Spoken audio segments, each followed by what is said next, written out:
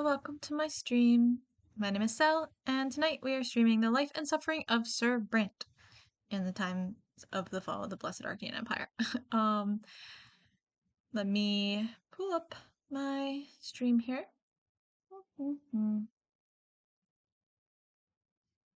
There we go. All right. Um, I was playing this on Sunday, and I'm starting to get pretty good actually.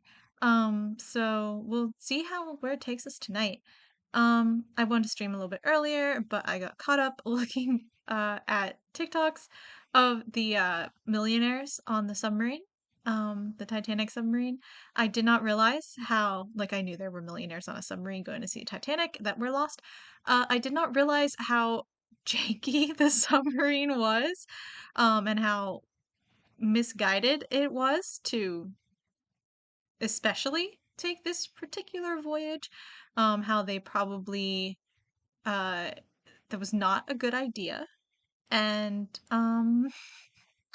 yeah, it's yeah, a lot there to take in. So got caught up on looking at that stuff, and then so kind of, and then I forgot I had to recalibrate um my tracking and stuff because it was getting a little bit off.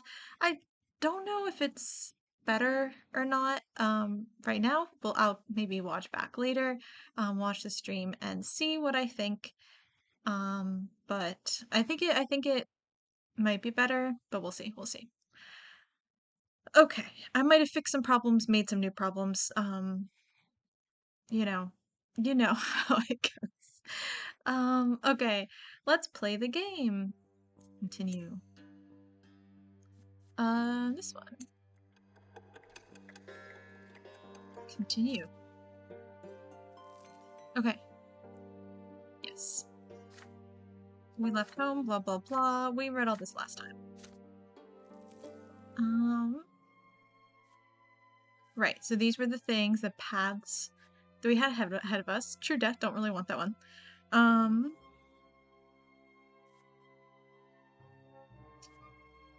We'll read this again. You left your hometown to study in the imperial capital. What awaits you in Eterna? What will you study, and where will you go? When push comes to shove, which road will you take? Your youth awaits, and the years to come will determine the nature of your destiny and your place in the society. See, I'm feeling Path of the Nobleman or Path of the Lotless. Not really feeling the priest situation, but like we could. We could. So we'll see. Oh, here's more events. These are chapter outcomes. Okay, but these are personal life events. Events in the personal life of the hero that can happen in this chapter. Ilas's rescue. You save the enigmatic singer known as the Golden Voice from an untimely death. Ooh. Collapse of the Lotless. You fail to protect the Lotless. The Empire utterly destroys the secret. Oh, there's a secret society. That's what Path of the Lotless is. Okay. The Lotless at large. You rescue the Lotless, and the secret society continues it. So we either don't rescue them, or we do. Bond of friendship. Me and Thomas form an unbreakable bond of friendship. Oh, that sounds nice. Let's do that. With those rings, are we getting married? You know, I was feeling, because we're heading off with Thomas, and I'm like, maybe I just ship that. Shield of the New Faith. But then I was like, nah, it's nice to have friends. Like, I want to support friendships and stuff.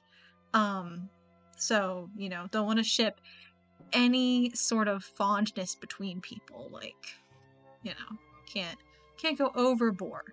Minimizes. It ignores friendships and it minimizes romantic relationships. So we're gonna, but maybe. It says bond of friendship though, very, very clearly. So we'll see. Shield of the New Faith. You side with the New Faith and support the transformation of the church. See, here's the thing: is New Faith, Old Faith. I just don't want to get involved in faiths.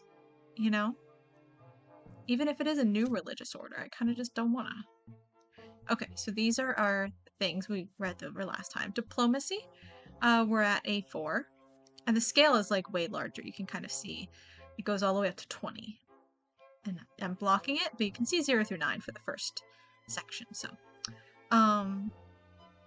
we're 4 diplomacy, 3 for theology, 6 for manipulation, which sounds high compared to these other two, but then this is the page that we're really good at. Valor, we're at 11. Eloquence, we're at a 10, and scheming, we're at a 13. Most important to the conspirator. Right, so this is judge, inquisitor, conspirator. Oh, okay. So these are just like 2 different paths. Oh, I get it. Because way back with this one, like this path of the priest, theology or eloquence, diplomacy or valor. So you can have like one of these or one of these can get you where you want to go. So, and this had to do with if we had high perception or high, I think, determination as a like very young child, mixed with our like older childhood, our last chapter 2. We were doing other things, other skills, and then they blended them. And these are all the determination ones, which is why they're high, and these are all the perception ones, which was a lower category for me. Okay. And then among these, this was like religion one. This one was the like inquisitiveness or something. Ingenuity. And this one was nobility, I think. And so same thing down here, nobility, religion one, and a thing. Ingenuity. Okay, let's go. We have much of life ahead of us. 16, an adult in this world. Arrival in the capital. It takes a whole month to reach Eterna. You and Thomas spend the days wagging your chins and staring at the scenery as your carriage makes its way along the road and towards the next province. Soon it crosses from the familiar barren, arid lands of Macra to the stately mountains of Illyria. During one of your many stays at a roadside inn, the 2 of you even manage to share a whole bottle of strong wine and keep it a secret from the servant who drives the carriage. Adult life feels positively intoxicating. Yeah, when we're drinking intoxicating substances. Soon, I tell you. Soon we'll be there. And I'll earn my sword as soon as I get accepted into the military academy, you'll see. And then nobody's gonna walk all over me like I'm some commoner. You keep rehearsing everything they taught you in school. Soon you are almost at the end of your long journey. You have left behind the arid rocks of Magra, the mountains of Illyria, and the flooded meadows of Archnia. Eterna, the capital, is right ahead. Situated at the junction between the Regmata and Talarina rivers, the city is vast. 3 majestic stone bridges keep its 3 shores interconnected. Smooth stone paves the main city streets, gilded moldings decorate the buildings. Towering pillars reach high into the sky. I can see this is definitely like a bigger situation than we had back in Magra. I can see that. Anazote was the town we were from. Your carriage takes you past a spacious park with marble fountains and intricately trimmed bushes. On the streets you see ornately decorated carriages bearing Archnean coats of arms and abundant merchants' tents filling the streets with beckoning cries and unusual sights. The spires of ancient temples dot the city skyline. The carriage comes to a halt on a large city square with a towering marble fountain. The coachman says you have arrived. Thomas is to apply to the military academy. The academy barracks are 2 streets away. Your lodging house is in the alleyway nearby. A room has already been reserved for you. You get out onto the street and say brief goodbyes to each other. You promise to meet again after the entrance exams. Then your friend disappears into the crowded streets of the capital. You are left to your own devices in this vast city. A group of nobles walk past. They are dressed in well-fitting clothing decorated with gems and golden thread. You are not even noticed. Street urchins chase a dog down the alleyway. Soldiers of the Imperial Legion are marching to fifes and drums towards the barracks. Humble pilgrims are gathering to the great temple of the twins. There are sounds of music and fountains and smells of baked bread and garbage drains. You quickly check in at the lodging house, then go back outside.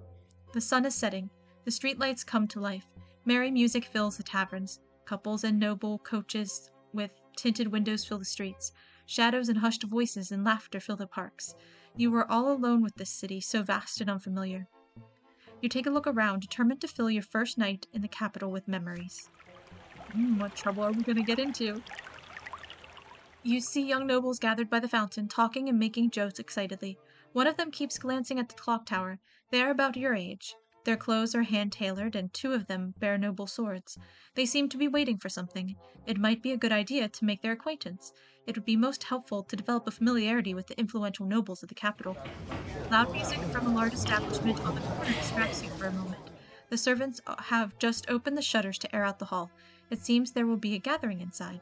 People from various estates greet each other as they take their seats. A servant by the door of the establishment hails you. Sir Gert Arkwright will be making a speech about the rights of the common estate. If you wish to listen, you'd better get inside quickly. Then you look at the great temple of the twins at the far end of the street. The pillar shines in the evening dusk above it. The temple gates are open and worshippers are flocking inside. There are too many people for an ordinary service. This must be something important. What do they preach here in the capital? What do they say of the new faith and the teachings of the Patriarch Photis? You snap out of your reverie when you hear loud laughter. A group of young men dressed in the colors of the Imperial College have made the acquaintance of several lovely girls. They are making their way down the road, united by merriment. One of the girls smiles at you. It is an invitation to join them. They turn the corner and walk away, but you can still hear their voices ringing and echoing through the street. A night of revelry and jolly loud fun doesn't sound half bad. This is your first night in Eterna. No matter what you choose, you will remember it for a long time to come. Okay, we can meet the nobles.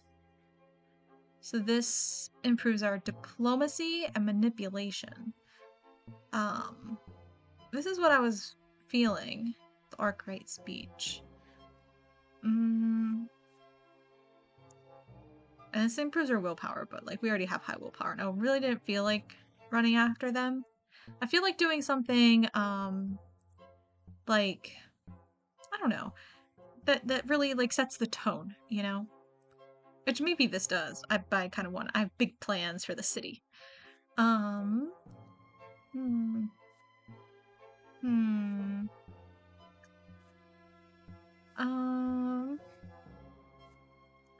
Ooh, but all these take willpower. Ugh, man, that sucks.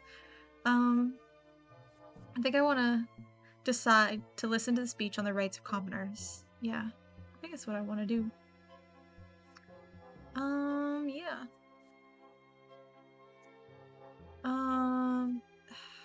Yeah, I guess. That's not looking at the numbers. That was my impulse, so that one. You enter the establishment and find a free seat next to a group of well-dressed young men and women. Soon the hall fills with people, packed wall to wall. A richly dressed elderly man with a tenacious gaze and a wrinkled forehead appears before the audience. My name is Gert Arkwright, and I'm an industrialist from Illyria. I should start off with a few short words about myself. Just like you, I was born in the common estate. My father was a hard-working miner. The mine broke his back and he died of natural causes. My mother used to say that was his lot. You work, you endure, you suffer. Well, now that I'm the owner of 5 ore-processing factories, and every day gets me thinking, how come a son of a run-of-the-mill miner and a wealthy industrialist have to live by the same lot? Tell me this now. Is it just and fair that a man who owns a factory has the same meager rights as an ordinary farmer? If you own several stores and command the workers almost like a noble commands an army, must you really suffer like a low-born man? Even if you can afford good clothing, good food, and a good house like a nobleman, even if you live and stand closer to the nobles than farmers and tinkers and manservants? His introduction sparks a debate. Most of the people in the hall side with Arkwright. They say that well-to-do people need to live by the commoner's lot. There are outcries defending the holy function of the lots, but they are quickly snuffed without support. For the first time in your life, you see people daring to defy their lot in public. Emotions soon begin to run high. More and more people shout words of opposition to the current order of the empire. They argue that industrialists, merchants, and other well-off people are no worse than the nobles and ought to have their say and their own rights. Yeah, capitalism. Order, my good people, order. Now's not the time to rebel. If any of you are itching for weapons, you should leave our company and proceed to the gallows on your own. We are here to work out, through peaceful debate, a solution for this gross injustice, and then submit our solution to the great Imperial Council. The gathering ends in the small hours of the night. The majority come to an agreement. Their idea of the best solution is to introduce a new social class, a separate estate that would bear some of the nobles' rights and freedoms. Unfortunately, there are too few of us to even convince the Great Council to have our proposal seen, but we will not stop until we prove to the nobles and the Emperor that we are rabble no longer. You make your way back to your lodging room. You are absolutely shocked. There are so many people in the capital who openly defy the laws. How different they are from the listless, lethargic people of Anisote. You think of Gloria before you drift off to sleep. She would have been overjoyed to be present at a gathering like this.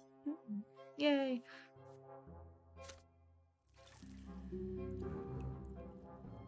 Arrival to the capital. 1134. You arrived in Eterna, the ancient capital of the blessed Arcanian Empire. Here we go. Luke's sermon. You have spent the last 3 days studying books, but today you decide to take a walk through the streets of Eterna. They are full of life as usual. You proceed to the square next to the lodging house. A procession of priests walks through the square. You notice that one of them holds a banner of the new faith, an open book. This is the same banner that was behind Patriarch Photis on the day of his assassination. A crowd immediately gathers around them. Many people are looking at an icon painting on a small pedestal depicting a gray-haired man with glowing green eyes. You recognize that face. The face of the late Patriarch Photis. Did he have glowing green eyes? How did I miss that? I know I personally didn't. I don't think it mentioned it. But I'm kind of surprised that Sir here didn't notice the laser eyes he had. A man with a thick beard appears by the icon painting. His broad shoulders bear a white and gold cloak and the coat of arms of the capital province embroidered on it. He is Luke, Patriarch of Archnia. He casts his stern gaze over the crowd. I speak to all who live within the sight of the shining pillar. Exactly 1 year ago we lost Photis, Patriarch of the Magra province, mentor of the new faith. Patriarch Photis was the first to see the books of Azatius for nothing but the words of a man, not the words of the twins themselves. He was the first to tell people to seek the path of the gods in their own hearts, instead of blindly following the lots, to seek answer in the lives of the twins in their own hearts rather than the words of priests. Oh, hey Donna Grimm, hello, welcome. Hopefully you're having a good day. Though through Patriarch Photis we are able to see the truth, through his death, we saw that his words are not heresy. They are the truth that used to be obscured by Asatius's lies. And now I bring good news. Patriarch Junius Diamond has seen to it that our teacher will be canonized as a saint. Yeah, you're free to hang out. Absolutely. And enjoy. What game are you playing? That's the price you have to pay. Tell me what game you're playing. Yes, Junius Diamond, an Archnian from the Great Dynasty, and the Patriarch of Astinia, has joined the new faith himself. And through this we hope that the entire empire will soon see that our doctrine is the truth. We are free from the shackles of the lots. We are equal before the twins. I see. Yes, sometimes hard to choose. Games Rocket League, and yeah. Well, hope you have fun with whatever game you're playing, and you're free to chill here and lurk or whatever. More than welcome. We will continue listening to the sermon.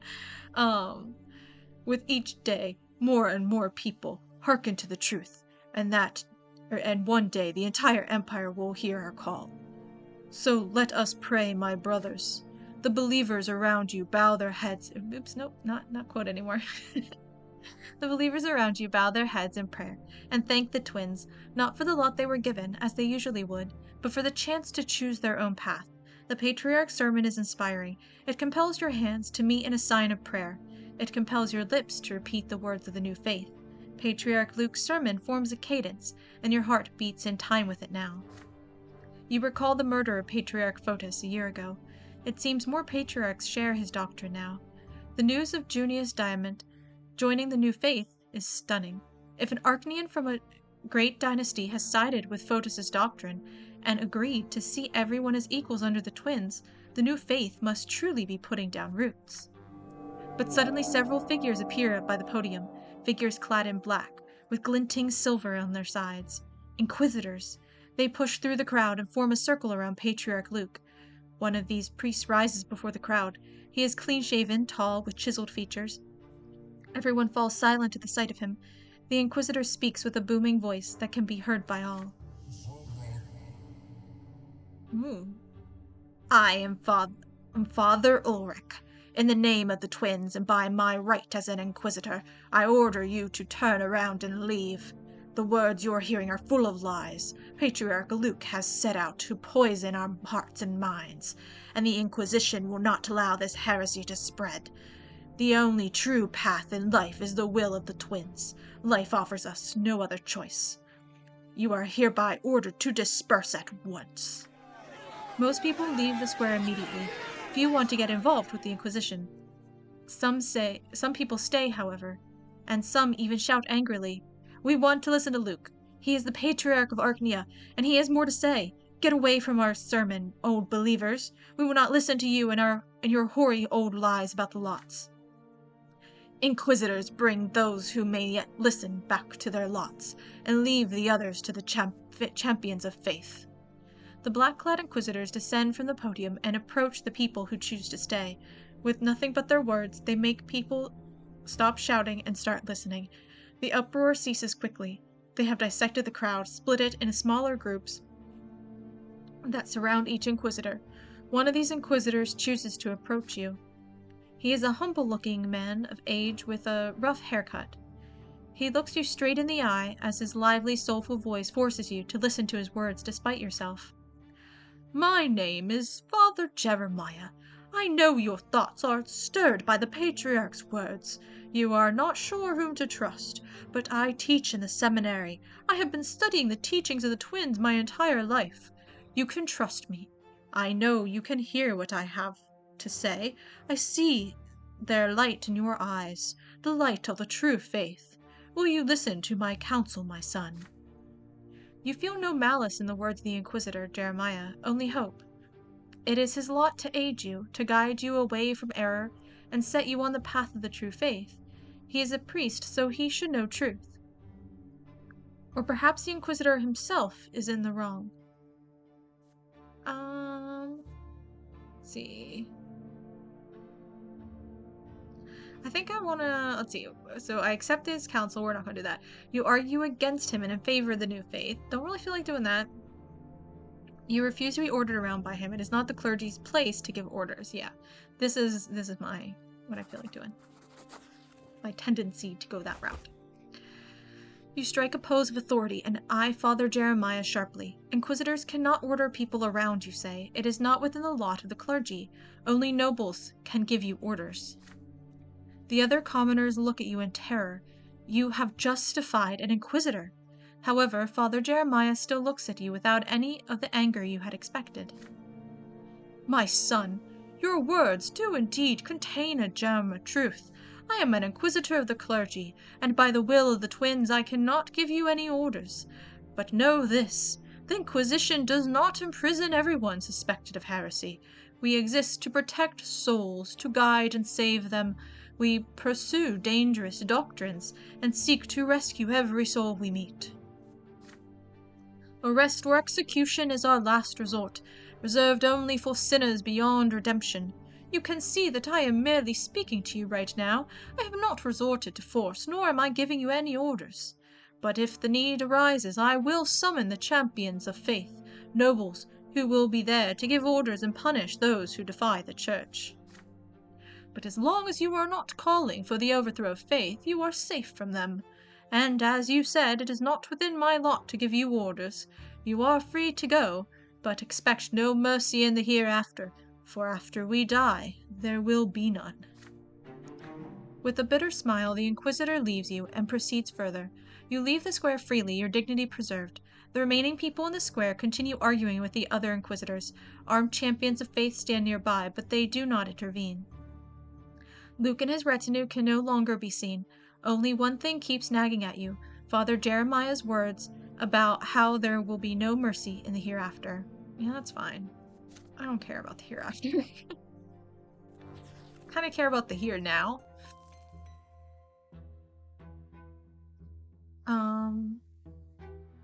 Maybe I'd feel different, like, if this were, like, real life, but, like, in a game, when I die, game's over, so.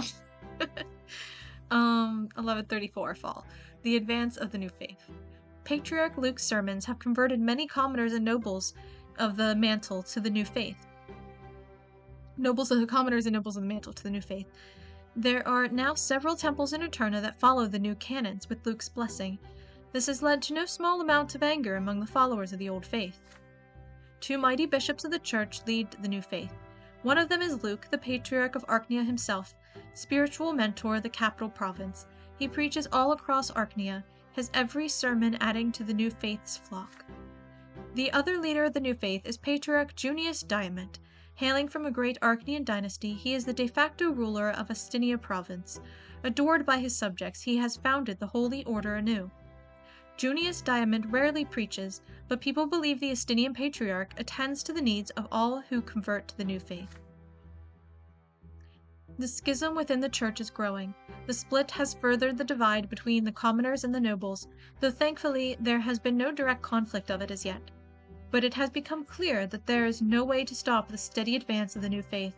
Born from the death of Patriarch Photis, it grows stronger by the day. Ooh.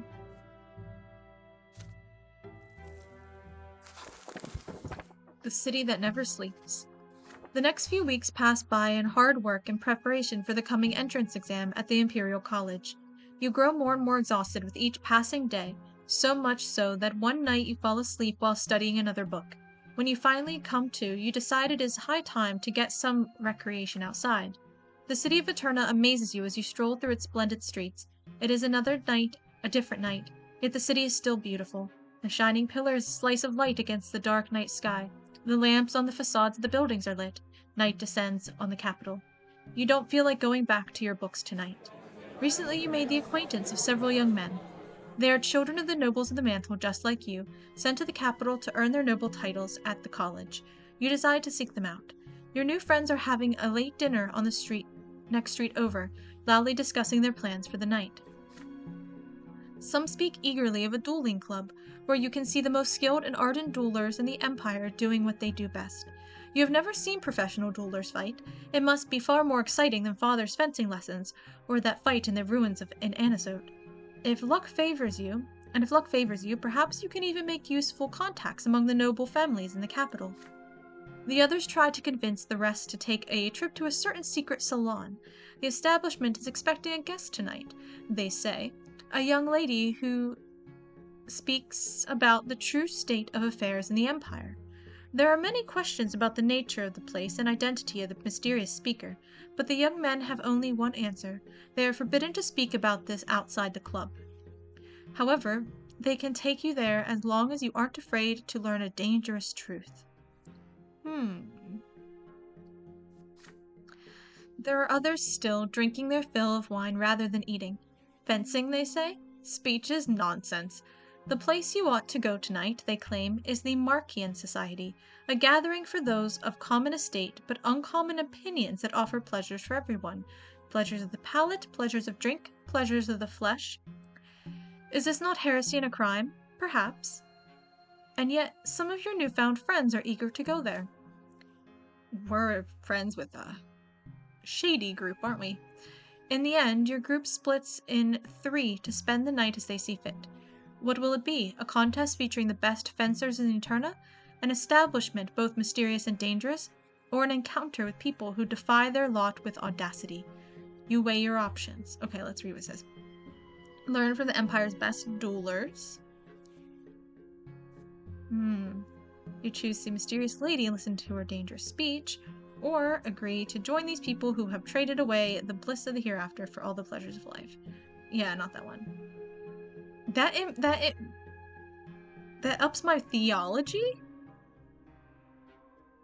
Is it like the religious practice of hedonism, essentially? Like, I mean, I guess it's kind of like a philosophy, I suppose, but we're gonna go to the secret salon. I want to hear this speech. I want to get involved in, like, political affairs. Is clearly the, like, angle I feel we're going. Like, we could go dueling. It's probably a smart move, but we're gonna go with this one. We already have high scheming. We should probably just be schemier, I think.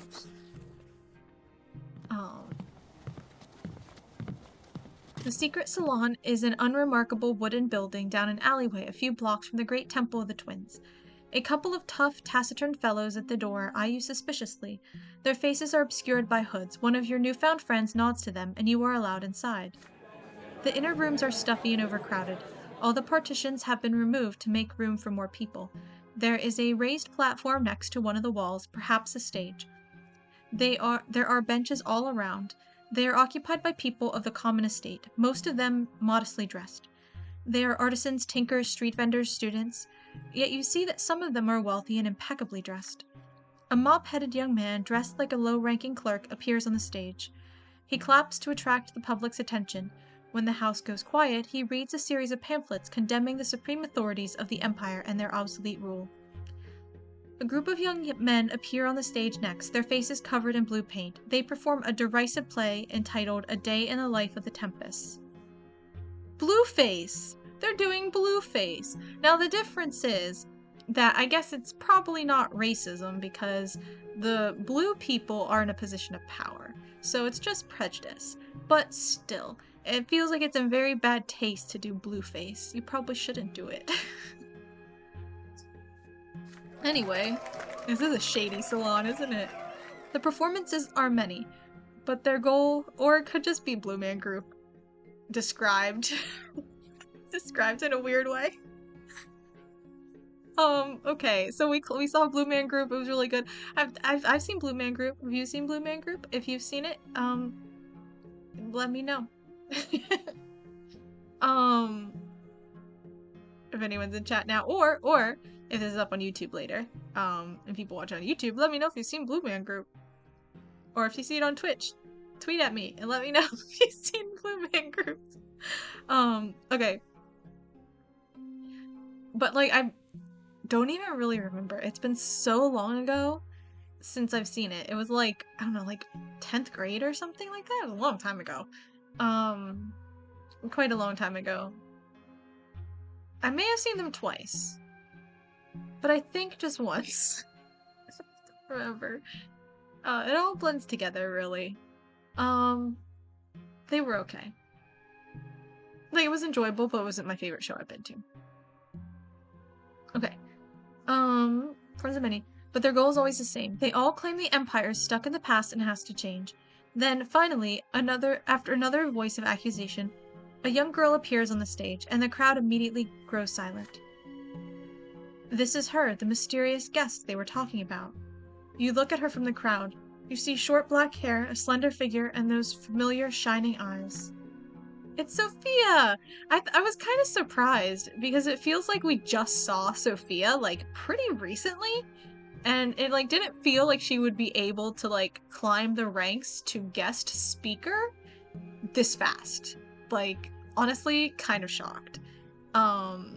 I was like, oh, a mysterious woman. I thought it would be a new character. I didn't realize it'd be Sophia again. Like, I'm kind of surprised, actually.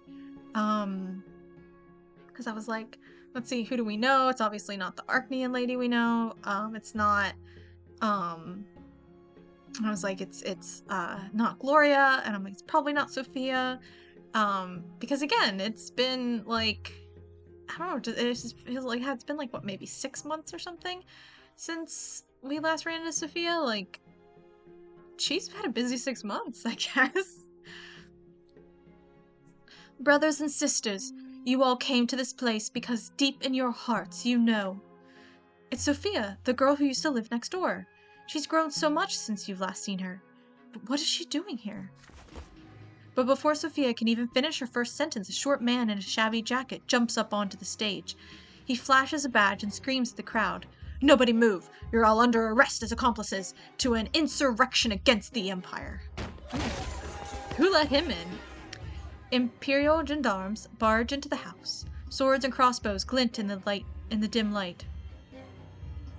First there's confusion, then panic. Screams of fear and outrage fill the hall. Sophia is already gone. You can barely hear the cries demanding that you stay where you are. People start pushing against the gendarmes, against the doors, against the windows. The din is deafening.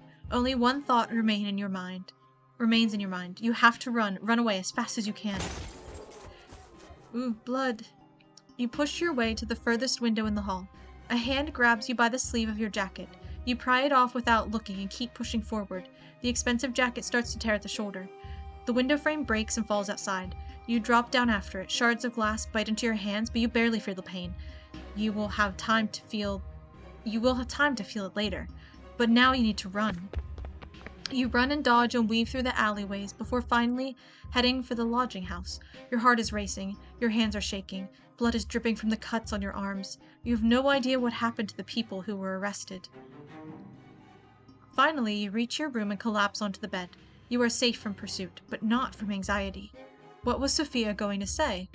How did she end up here in the capital after she escaped? Was she arrested too? There are too many questions, but you have no way to answer them. Eventually, you drift off into restless sleep. Okay, scheming. 14. I'm a dangerous one. I already was, but one step closer to ringleader. 17 years old.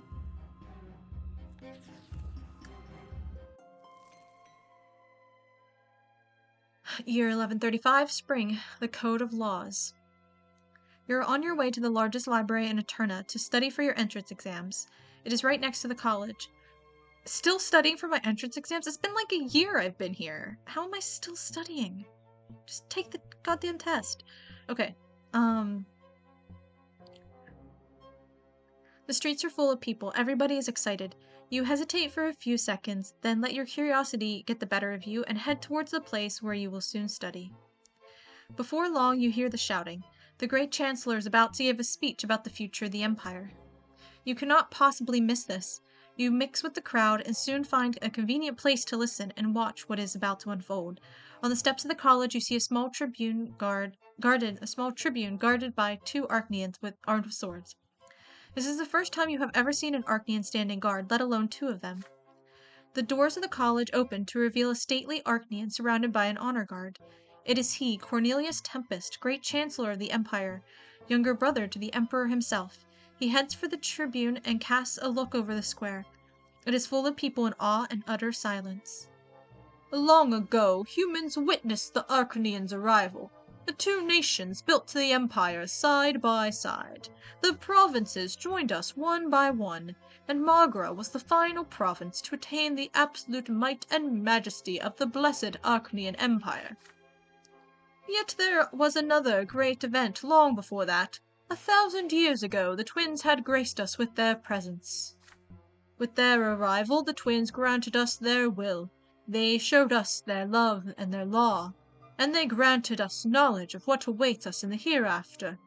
They chose the dynasty of Tempest to rule the empire, and from that day forth our dynasty has ruled this land, ordained by the gods themselves.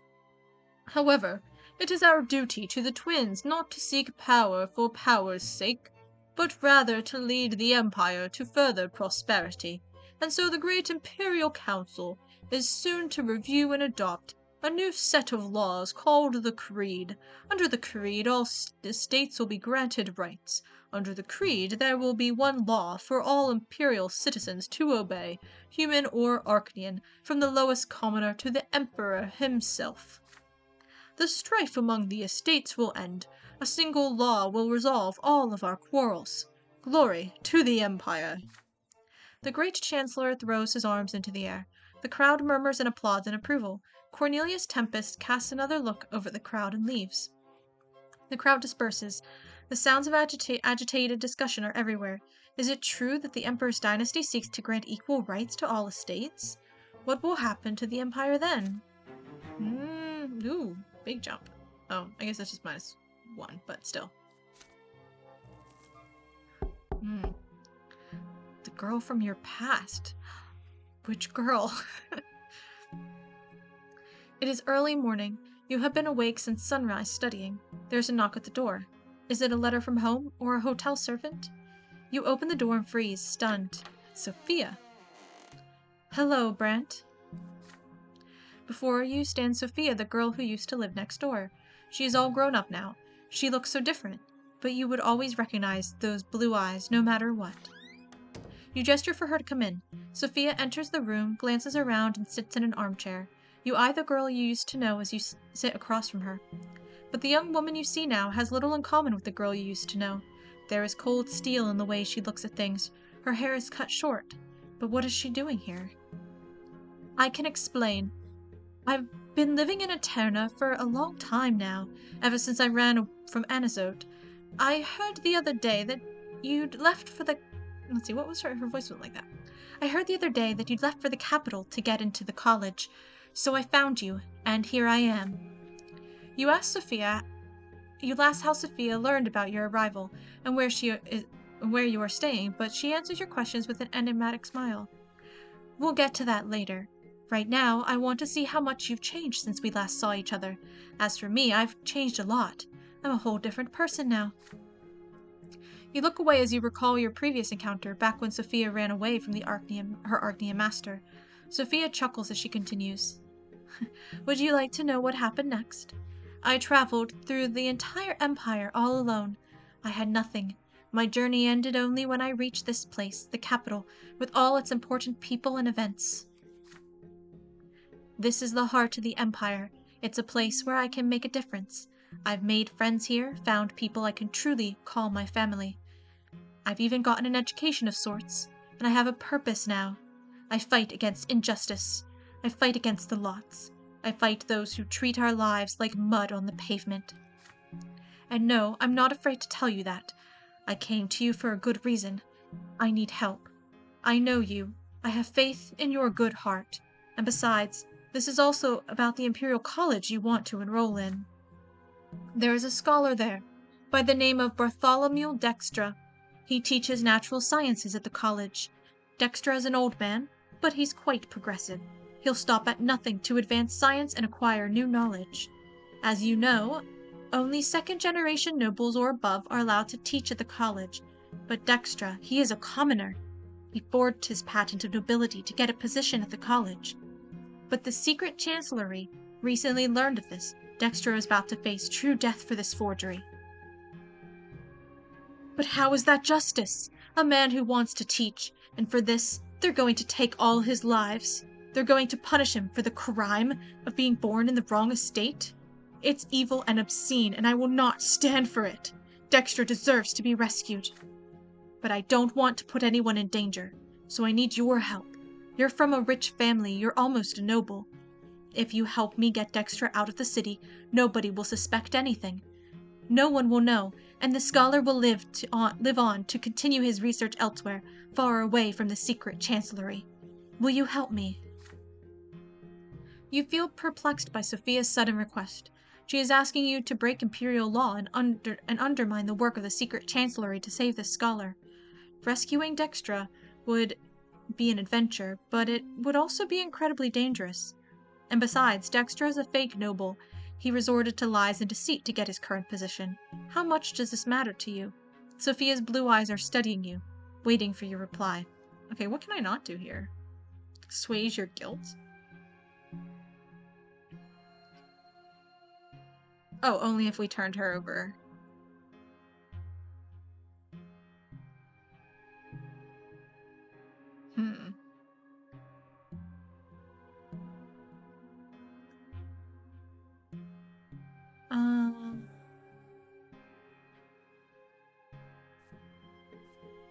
Oh, okay. This one. Oh, okay. I see the point of it. So basically, this is refuse. But let's say we don't want to refuse. Let's say we want to help him, or help Sophia. I can do this, but that's because I have unlocked. My relationship with Sophia is not merciless. I don't know what that would be or why, but hold on a second, I'm gonna take a drink.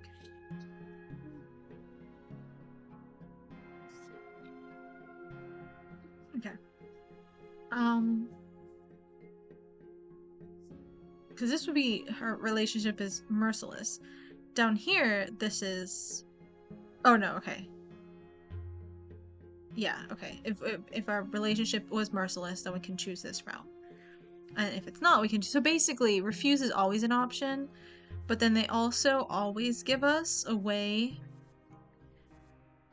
to do it anyway. The difference is this one, if we aren't with a good relationship with her, we have to use our willpower to do it. But if our relationship is good enough, then we can do it without using willpower. So that's the difference. And we do have a good relationship, so. And this way would get you manipulation and scheming up. But this one gets me scheming up still. And valor, which I already have higher of anyway, so. This is valor and diplomacy, which don't want that. Why would we do that? Anyway, I'm gonna help her anyway because I want to help the scholar. Because this is the type of stuff I want to do. You know, I don't want to put myself in a lot of physical danger per se, but like this sort of thing, this seems fine. Like, you know, political intrigue. I like that type of stuff. I don't know if it's like a thing for this character, but like we could have gone to the dueling thing, but I don't know. I feel if we had talked to the nobles on the first day, then I would have gone dueling the next time.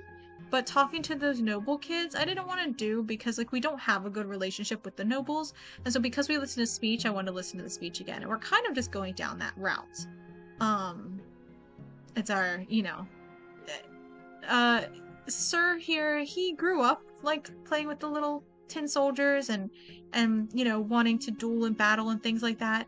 But that was like his younger pursuits. He seems to be slowly turning into different things because the people who do that, the nobles and stuff, have kind of been jerks to him. And like he'll dabble with them and like deal with them and like Stephen and stuff, but he doesn't really seem to want to be friends with them. I think it comes from his grandfather being so mean to him and stuff. Kind of, you know, when a lot of people first you're like, well, these people are so cool, and then when all of your interactions with them are them just bullying you, you don't really think they're cool anymore, and you really don't want to hang out with them anymore. He's not at the stage where he doesn't think they're cool. He still kind of thinks they're cool, but not enough to want to hang out with them. Okay, you promised to help Sophia. Bartholomew Dextra does not deserve this. He has to leave the capital. She can count on you. I knew I could count on you. Then we must act at once. There's no time to waste. Dextra is to be arrested tomorrow. Here's his address. Go there as soon as the sun sets. No one will suspect you. Dextra often tutors young men for the college entrance exams. Tell him the owl sent you.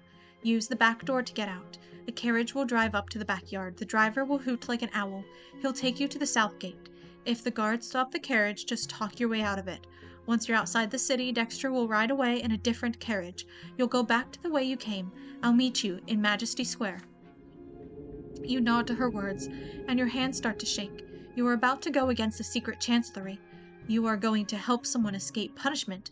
To defy your own lot like this, it's unthinkable. When the sun sets, you leave the lodging house and walk quickly, glancing over your shoulder repeatedly.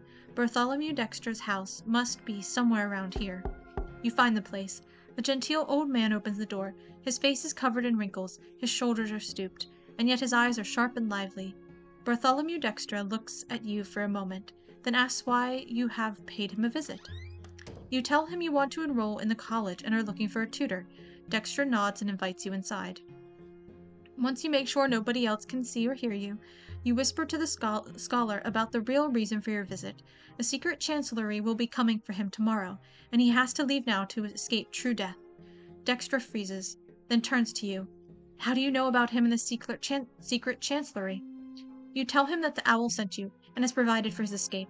As for the secret chancellery, they want him for forging a patent of nobility. The moment you utter Sophia's name, the lecturer calms down and starts packing for the journey. You watch him distractedly and notice that he lives in a rather austere fashion. It does not take him long to pack. You hear the quiet clacking of hooves in the yard. Carefully, you and Dexter proceed to the backyard of the building. You see a carriage there. The driver hoots quietly. You get in. The carriage rolls down the road. There is a tense silence in the closed-off space inside the carriage. The scholar wrings his hands anxiously. Through the carriage windows, you see the massive city gate passing by. You are almost outside the city, but then a loud voice reaches you. Halt! The driver obediently halts the carriage. The two city gendarmes approach you. You leave the carriage to face the gendarmes before they can get a peek inside the carriage. They look you over and ask where you are going so late at night. You tell them you are the son of a judge of Magra, here to enroll in the college, and now you wish to visit the estate of a newfound friend. To convince them further, you mention the name of a noble son you have become friendly with. The gendarmes release the carriage and wish you a pleasant trip. You drive along the high road until you encounter a peasant wagon. Dexter will take it to seek refuge far away from the capital. Before the two of you part ways, he pats you on the shoulder and tells you that you have done a truly brave deed. You return to the city without incident. You find Sophia in Majesty Square as agreed, sitting on a bench by a streetlight, reading a book of some sort. She closes the book when she sees you and offers you her hand. So, did everything go according to plan? You nod. Then we've earned ourselves a bit of free time. Let's go. You set off on a walk through the maze of narrow back streets. Finally, you have some time for questions. What happened to Sophia over the last 2 years? She was just a girl before, a servant. How is she now a revolutionary? Sophia just smiles sadly. You've seen what I can do. I'm not just a girl. The Inquisition caught up with me when I ran away from Anizote. I ended up in the House of Humility, a dreadful place. I got collared. Do you know how it feels to lose your free will? Losing everything that makes you you. She unclasps the tall shirt collar that had been hiding her neck all this time, and you see the round mark from the anti-magic collar. They say a scar like this will remain even after a lesser death, but I got lucky. Patriarch Junius Diamond saved me. Diamond took me and the other mages from the House of Humility and removed our collars. He made me one of his attendants. He taught me that there are no lots. He told me that I'm like this, not because I'm a freak, but because it's my nature. He told me I can find a path to the twins like anyone else in the world. And then I was taken. I got out on my own. I found my own lot, to protect the common people from the noble yoke, to help others who are as unlucky as I am. Where did you go? Where were you taken, Sophia? Where were you taken? You can't just backtrack like that. It's kind of a little obvious. You should have finished it and ended, instead of completely saying wait, no, I just said the complete wrong thing. Instead you should say I was taken to get ice cream, finish the sentence and just mislead where you were going with it.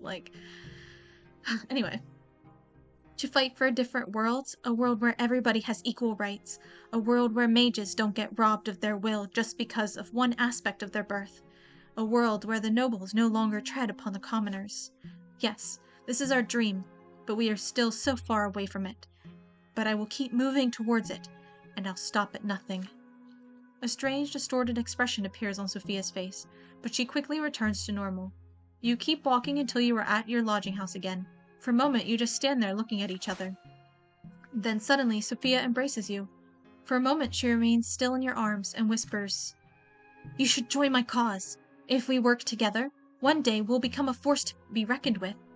I know you came here to find your way, but I'll never believe you really want to bind yourself to other people's laws and desires for the rest of your life. The path I walk is dangerous. It's almost hopeless, but it's worth living. It's worth living for. Think about it. Goodbye." Then she withdraws just as quickly and disappears in the dark streets of Eterna. You make your way back to your room, exhausted by the events of the day. Was this really just a single day in your life? Yay. Ooh. Oh, still, I was always a meteor fighter. Okay, still, but I'm almost a seasoned warrior. That's cool. Okay. I will never forget that day. Let's see. For it was then that I chose the path I would walk for the rest of my life. Oh, hey, Alex. Welcome, welcome.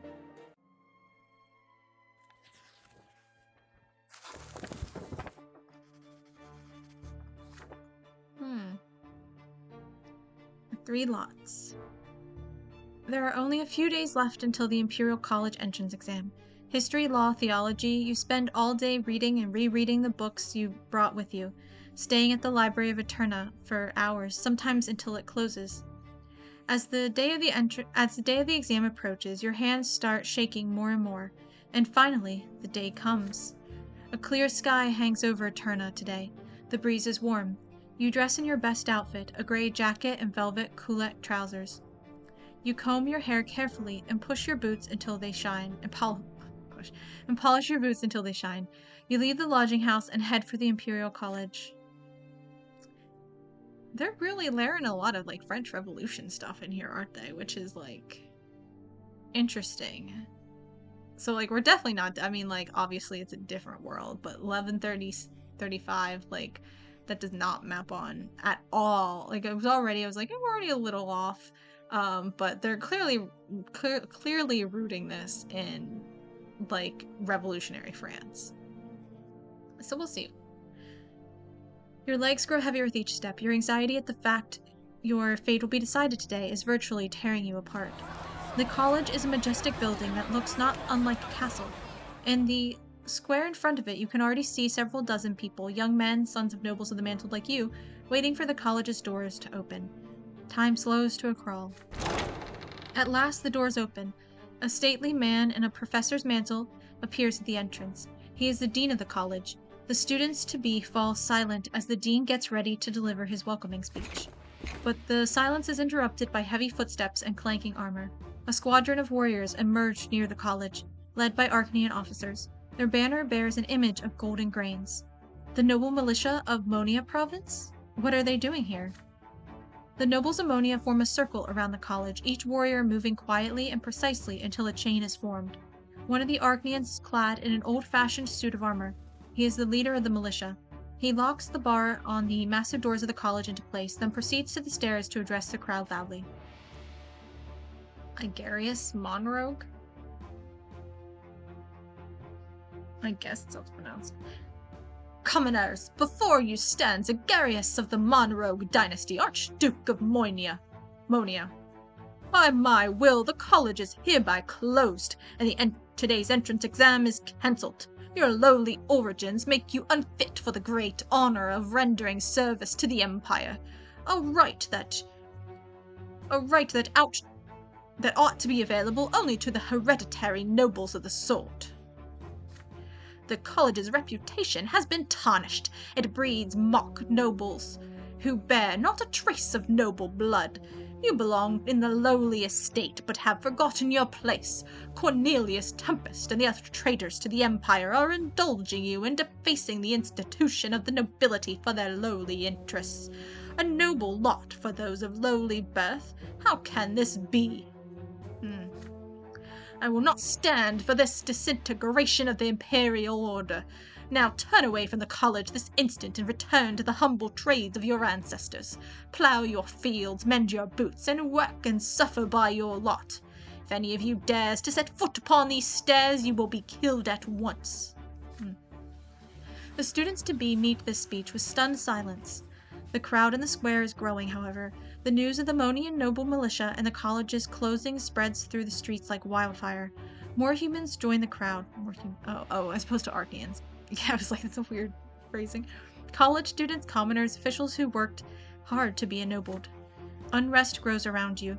You hear people calling to rush Archduke Monrogue's forces, to take control of the college and defend your right to become noble. The Emperor himself gave us this right. We have to fight for it. This is a decisive moment for all of you. The old gentry has challenged you.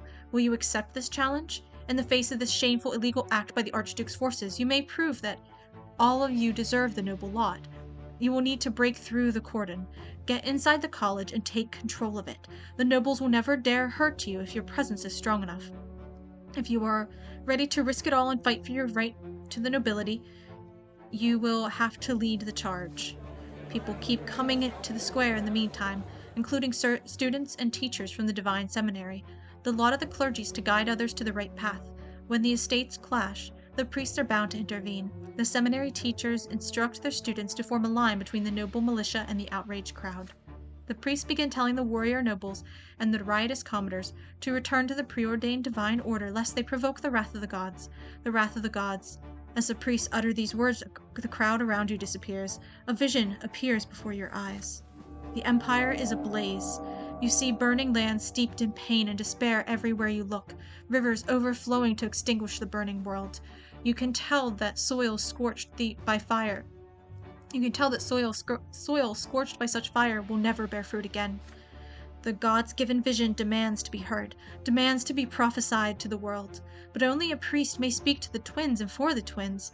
Will you keep it inside, or will you step onto the path the twins have revealed to you? Somebody shoves you in the back, and you snap out of the vision. You turn around to see a small but decisive troop of commoners moving quickly through the crowd. They are led by Sophia. As soon as she sees you, she signals to them to stop. So you're here too? Going to rush the college, are you? Can't you see it already? The laws cannot be trusted. They gave you the right to study here, just to throw you a bone. When the going gets tough, your masters will take it all away. It's time for you to decide. We are the lotless, and we are not putting up with this system any longer. We will fight for a new world. Are you coming with us, or are you going to submit to them? There are students and professors locked inside the college. Who knows how long Monroe will maintain this siege? And what if they start slaughtering people? Neither group of nobles will care what happens to them. We're going to go inside and pull them out. Come with us if you're ready to take control of your own destiny. The tension in the square is palpable, and the situation is about to implode.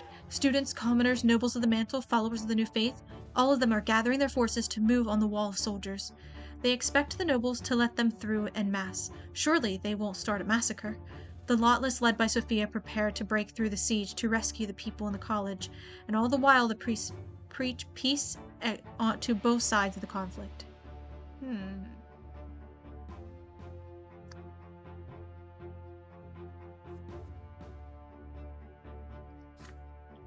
The college is your only way into the nobility.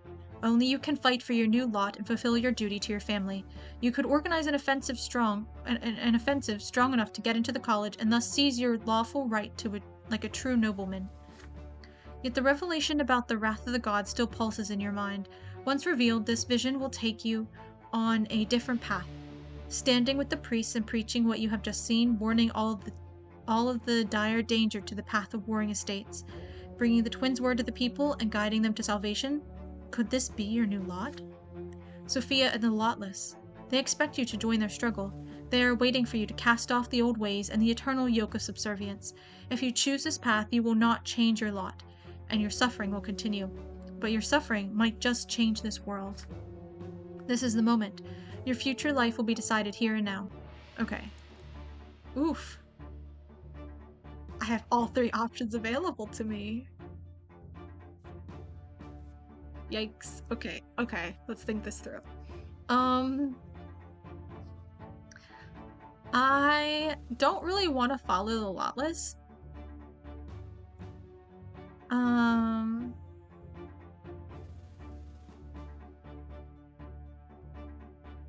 Like, I don't know that Sir has been convinced yet, right? Like, all his life, like, he kind of wanted to do, like, military stuff, and then, like, maybe he's kind of turning more to, like, judge stuff, but he is not particularly a rebel. Like, Gloria, absolutely. Gloria's, like, I'm surprised she's not already in the lotless. How is she still back home? How has she not made it here yet? Is she leading the local Anazote chapter of the lotless? You know, like, that's Gloria's thing. I'm not preaching nothing. Nah. That one's definitely not it. but like we came here, we've been studying for like an entire year just devoted to studying for these entrance exams. Like this is a big deal for us, and clearly we're committed to it. I don't know, like it's not like we've been hanging out with Sophia for the entire year. Like she came to us for one thing that had to do with the college, and so we were like, okay, like we'll help you out since, we're in a position to do so. It's for a good cause, but I don't know if I want to put everything like in that cause, you know? And I mean, I like it and I appreciate it, but I just don't feel like our character has been fully convinced yet of that. Like he's still so committed to studying for the entrance exams and joining the college and stuff and taking that route. Like that's what he's here for. He's not here to lead a rebellion. And like break through and get into the college and like run this siege. Like this is what we played growing up. First off, we played with our little toy soldiers, our little tin soldiers, right? And that was our like a very dear um toy to us. And also we played like with Thomas, right? We played the fort, right? We defended the fort and stuff.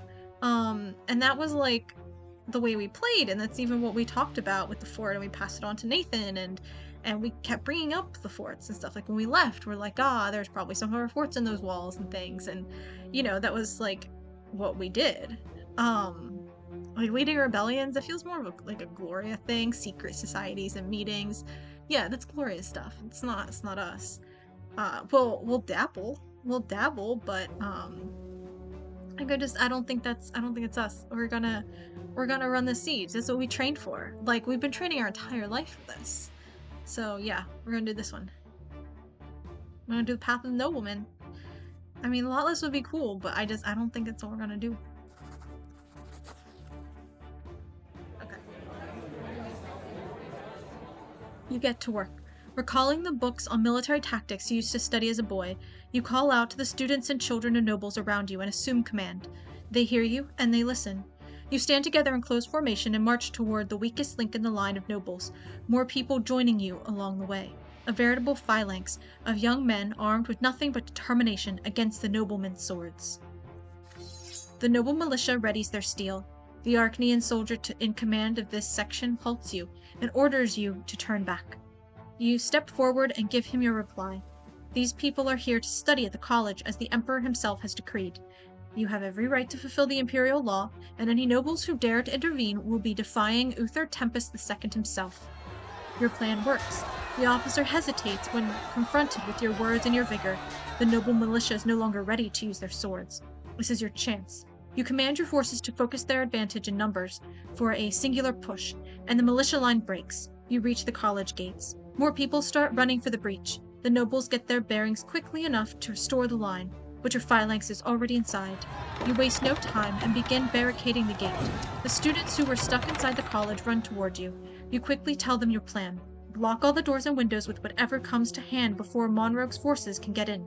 If they do get in, only the twins know what they will do. One by one, all the entrances are swiftly barricaded. The riot outside the college has calmed down for a moment, it seems. Through an open window, you hear Monroe giving orders to his militia. The Archduke is forming a strong perimeter outside the college, ready for a proper siege. Students and professors of the college go to the balcony to negotiate. You are among them. Surrender and leave this building. I am not here to kill or execute you. No loyal subjects will die by my hand. The humans boo and jeer at Monroe's proposal. The dean himself appears on the balcony. The imperial family established the college, he claims, and he cannot defy orders given by the Arachnean Tempest dynasty. And so the college remains besieged. The noble militia stands in a circle around the building, but there are no preparations for an assault. The outrage in the square continues. You remain in control of the college for the entire day and the following night, but at sunrise, the Emperor's herald arrives in the square. He brings news. The Emperor is delighted to see Archduke Monroe in the capital, yet he demands that the noble militia of Monia vacate the square and allow classes to begin at the college. The besieged college celebrates the news. This is the work of Cornelius Tempest, great chancellor, the emperor's brother. He managed to convince the emperor to order Monroe to withdraw. Even the Archduke of Monia, the most powerful noble lord in all the empire, cannot disobey a direct order from the emperor. Still, the college would never have held out for an entire day without your phalanx's determination and your daring plan. You, the people of the common estate, have secured your right to study and earn the noble lot. The college is open again, and the entrance exam will take place in a few days. You aren't nervous at all this time. All the lessons at home, the books, the schooling, your own noble actions, all that work and effort has finally reached its culmination. The procedure for appointing a provincial overseer, the 5 great Arcane dynasties, the property rights of all estates, you answer all these questions with ease. Hours pass, and the dean of the college reads the names of the new students to the young men gathered at the college steps. Your name is among the first. He praises what you did in defense of the college. People like you are the empire's future, Sir Brant, he says. Sunlight fills the college square. It feels so soft and soothing here in Eterna, not as harsh as it gets in Anazote. You watch the pillars shine in the sky as you walk down the steps of the college. You are Brant, the 3rd judge in the family, the man who will soon join the family's noble blood tide. I still don't want to do the blood tide thing. You have seized your right to achieve the nobleman's lot. You should write to your father now. He will be so proud of you. Aw. Yay! Event has happened. Like your father and grandfather, you enroll in the Imperial College, hoping to become a judge and a nobleman of the mantle. Let's see where this takes us.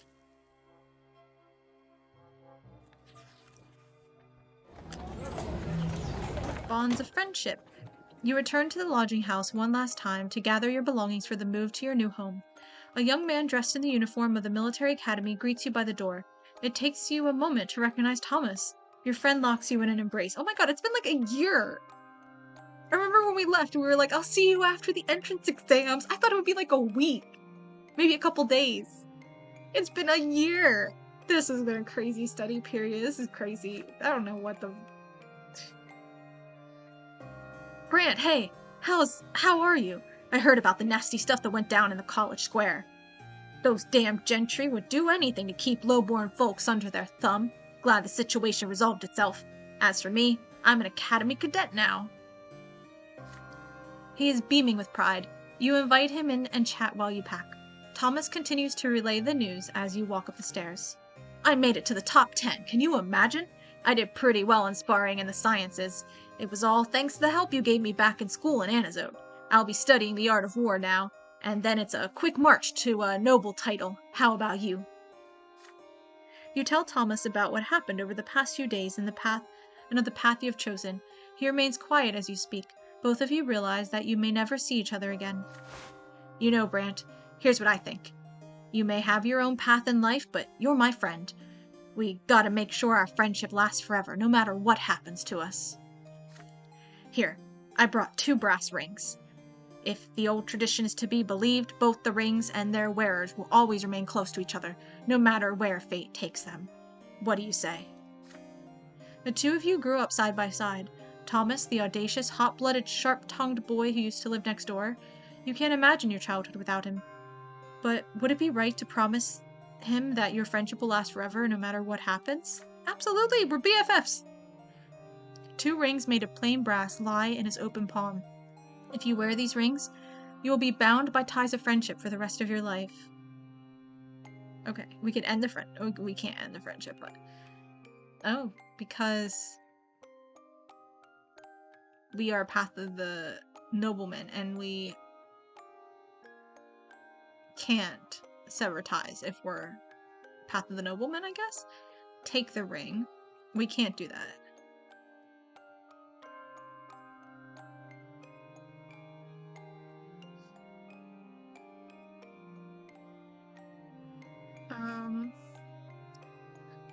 Because we're Path of the Nobleman.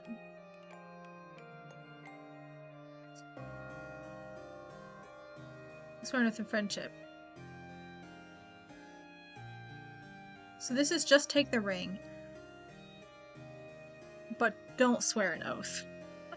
This is take the ring and swear an oath. And we can do this one because we have the Path of the Nobleman. Or we can keep things as they are. And this gives us more willpower. We're absolutely gonna swear an oath. Friends forever, BFFs! Absolutely. We're getting friend married. You take one of the rings from his outstretched palm. The two of you have walked side by side ever since you were children. Even now, you are walking in the same direction toward a noble title. You as judge, and Thomas as warrior. Nothing will ever tarnish your bond. You swear an oath of eternal friendship to Thomas. Thomas solemnly swears the same. You put the brass ring on your pinky. A perfect fit. Thomas follows suit. He starts beaming again, so it's like a pinky swear. Now we're friends forever, for all eternity. We gotta celebrate this. Come, come. I know a place I gotta show you. Tastiest meat I've ever tried, Brant. My treat. The two of you go to a noble salon by the square of Emperor Severin. Surrounded by tobacco smoke and mead bottles, you wag your tongues, recall the days of your adolescence, and make plans for the future. Nobody knows what could be waiting for you, but you promise you will never lose sight of each other. Bound by friendship, event has happened. We swore an oath to Thomas. So we either had to have Path of the Nobleman or I don't know if I even saw what the conditions were for that. Or have a high friendship with Thomas. We have both of those things. So like we kinda had to, you know? It's like required. Okay, flip. Okay, I'm gonna take a drink quick.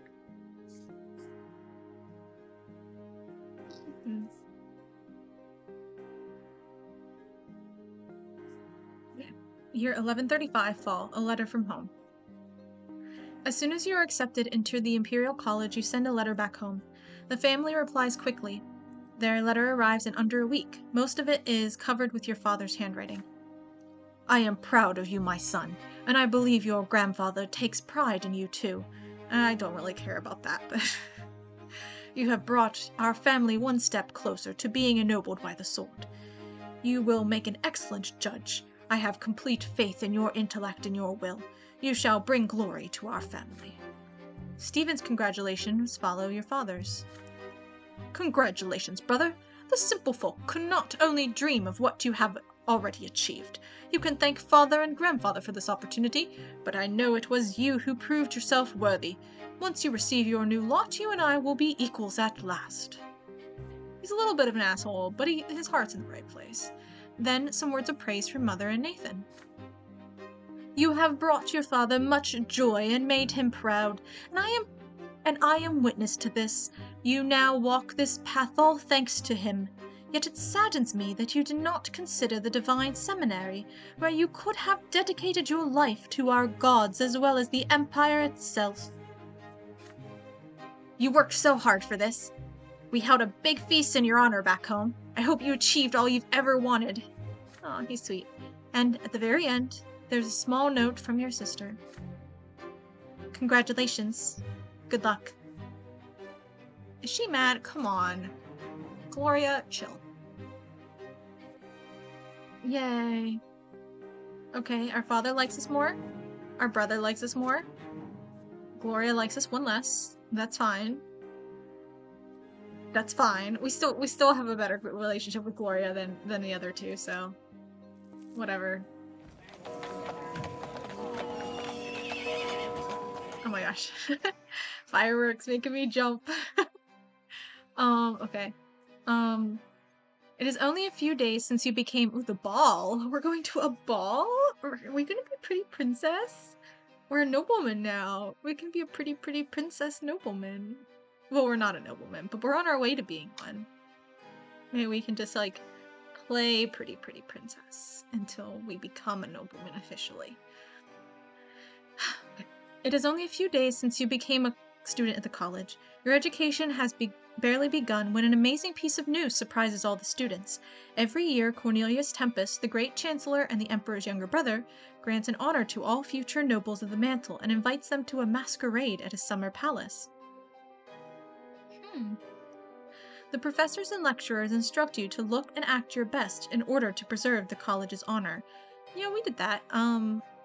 In college, I think it was like the honors program maybe, was invited to our, was it his house? I thought it was his house, actually.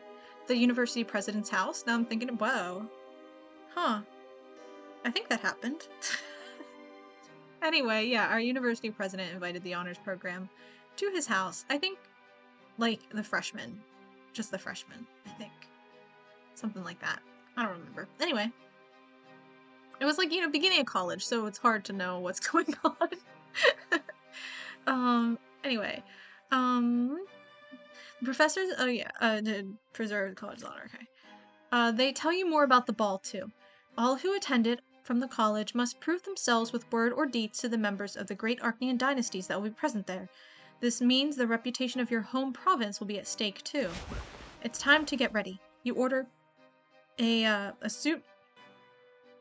Ugh, my throat is starting to get to me. You order a proper suit for the occasion and a mask to go with it. It looks simple, but by no means plain, and only hides your eyes. The day comes. You spend an entire morning preparing for the ball. Your fellow students give you hints about how to attach the cuffs, keep the collar straight, and make sure your hair remains coiffed for the entire night. Soon the carriages start flocking to Cornelius Tempest's summer palace. The tall, ornate outer fence surrounds a sprawling garden in full bloom. The marble-paved driveway is so wide it can accommodate 2 rows of carriages. You and your fellow students walk up the massive stairs to the front door of the palace. You seem tiny and incongruous against the background of this scenic grandeur. The Master of Ceremonies instructs all newcomers to seek their province's coat of arms. You see the banner of Magra from far away, depicting the silver tree digging its roots into the murky gray soil. Below it is a banner bearing the coat of arms of the Melanidas dynasty. It turns out students from the college were not the only ones invited to this party. You see academy cadets lined up beneath the banners too, and Thomas is among them. A wide grin appears on his face when he sees you go under the banner of Magra. I just knew you'd be here today, pal. What can I say? Congratulations, student. As for me, I'm not so bad off myself, see? Military academy is father and mother to me now. It's kind of weird, but okay. His merry speech is interrupted by a tall, proud Archnean in a heavy cloak. You recognize him. He is Dorius Otten, Sophia's former master. Make way for your commoner, soldiery. Last time you saw Otten, he was searching the back streets of Anisote by your house for a servant girl, but now the young Archnean's uniform betrays his high standing.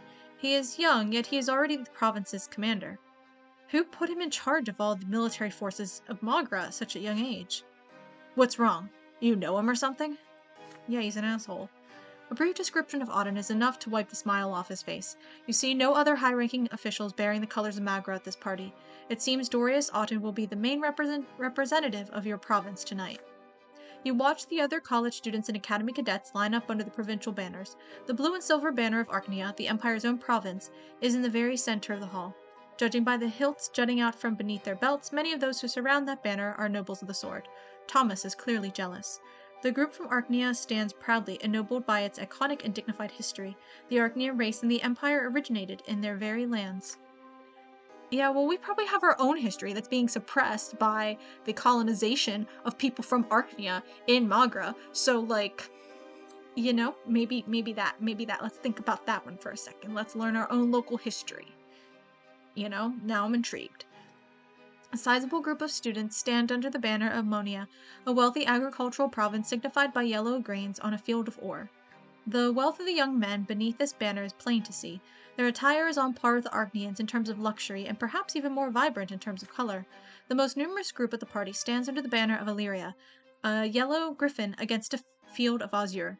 All the Illyrians are clothed in well-tailored suits with a minimum of decoration. Some of them wear gloves. Most of them come from wealthy industrial families, and it seems many of them would feel more at ease in their family factories than at a noble party like this one.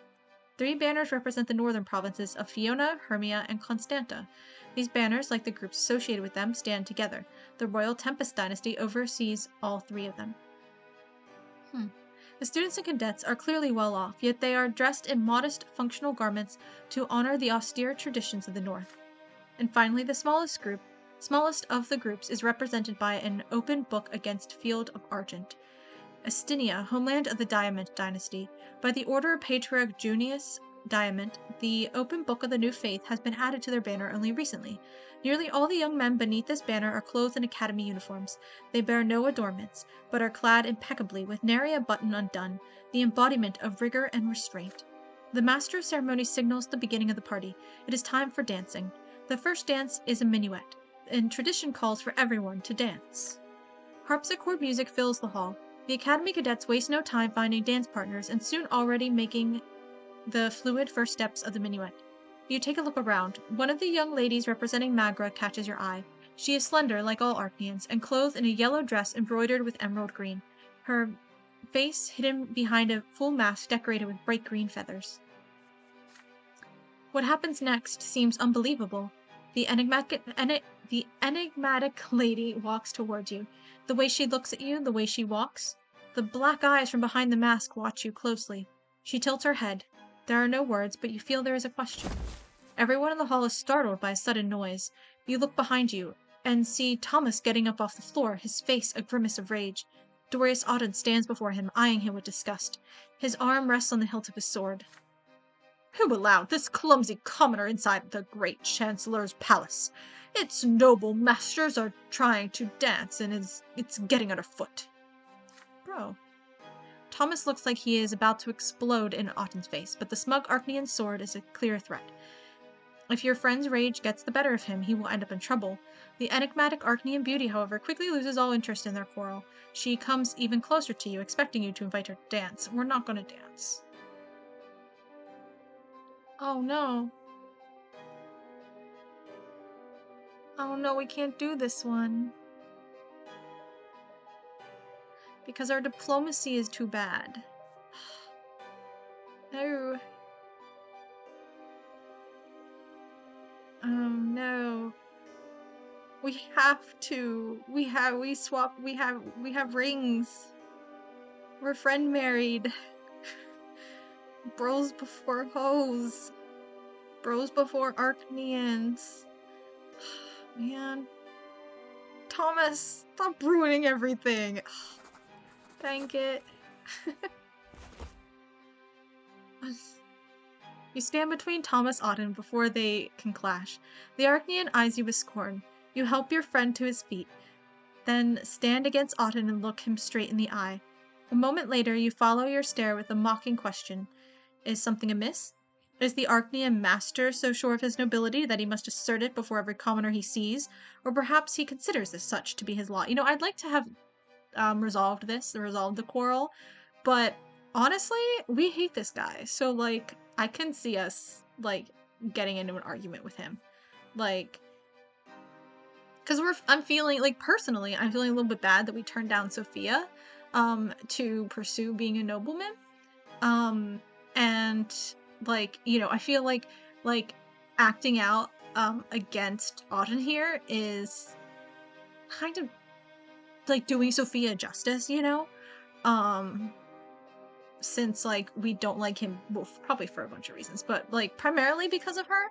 So, you know, we're feeling guilty about Sophia, and so we're lashing out at him to kind of help us process those. So it like makes sense. The dance is interrupted. There are ladies' whispers in the hall and eyes watching you. Some judge you, while others grin at the Archnean. What will the High Commander do now? Slowly, Auden looks around, confused for a moment. Then he gets a hold of himself and flashes you a grisly grin. No, human, I will not grace you with the suffering that is your due. You did well to invoke the lots. Now consider your own. Remember this day, the day when Sir Dorius Auden showed you mercy. My first name is Sir too, actually, fun fact. Okay. Having said this, the Archnean walks away to the banner of Magra. Thomas wastes no time dragging you to the opposite end of the hall. By the twins, he looks savage. Seems your words hit home. That Archnean pig couldn't even think of a proper rejoinder. You're a real friend. Thanks. Yeah, Thomas. Getting in my way. You smile at his praise, then gladly and firmly shake your friend's hand. Out of the corner of your eye, you catch the mysterious masked Archnean lady, all beauty and grace, dancing with Auden. You could have been in his place had you so chosen. Yeah, see, she's dancing with Auden. She has no taste. No taste. Like, we like had other things we were doing. It's not like we turned her down. We chose to defend our friend. And instead of honoring us for that, she just turned around and just went to the next guy. She is not worth it. Not worth it. Octavia, screw you.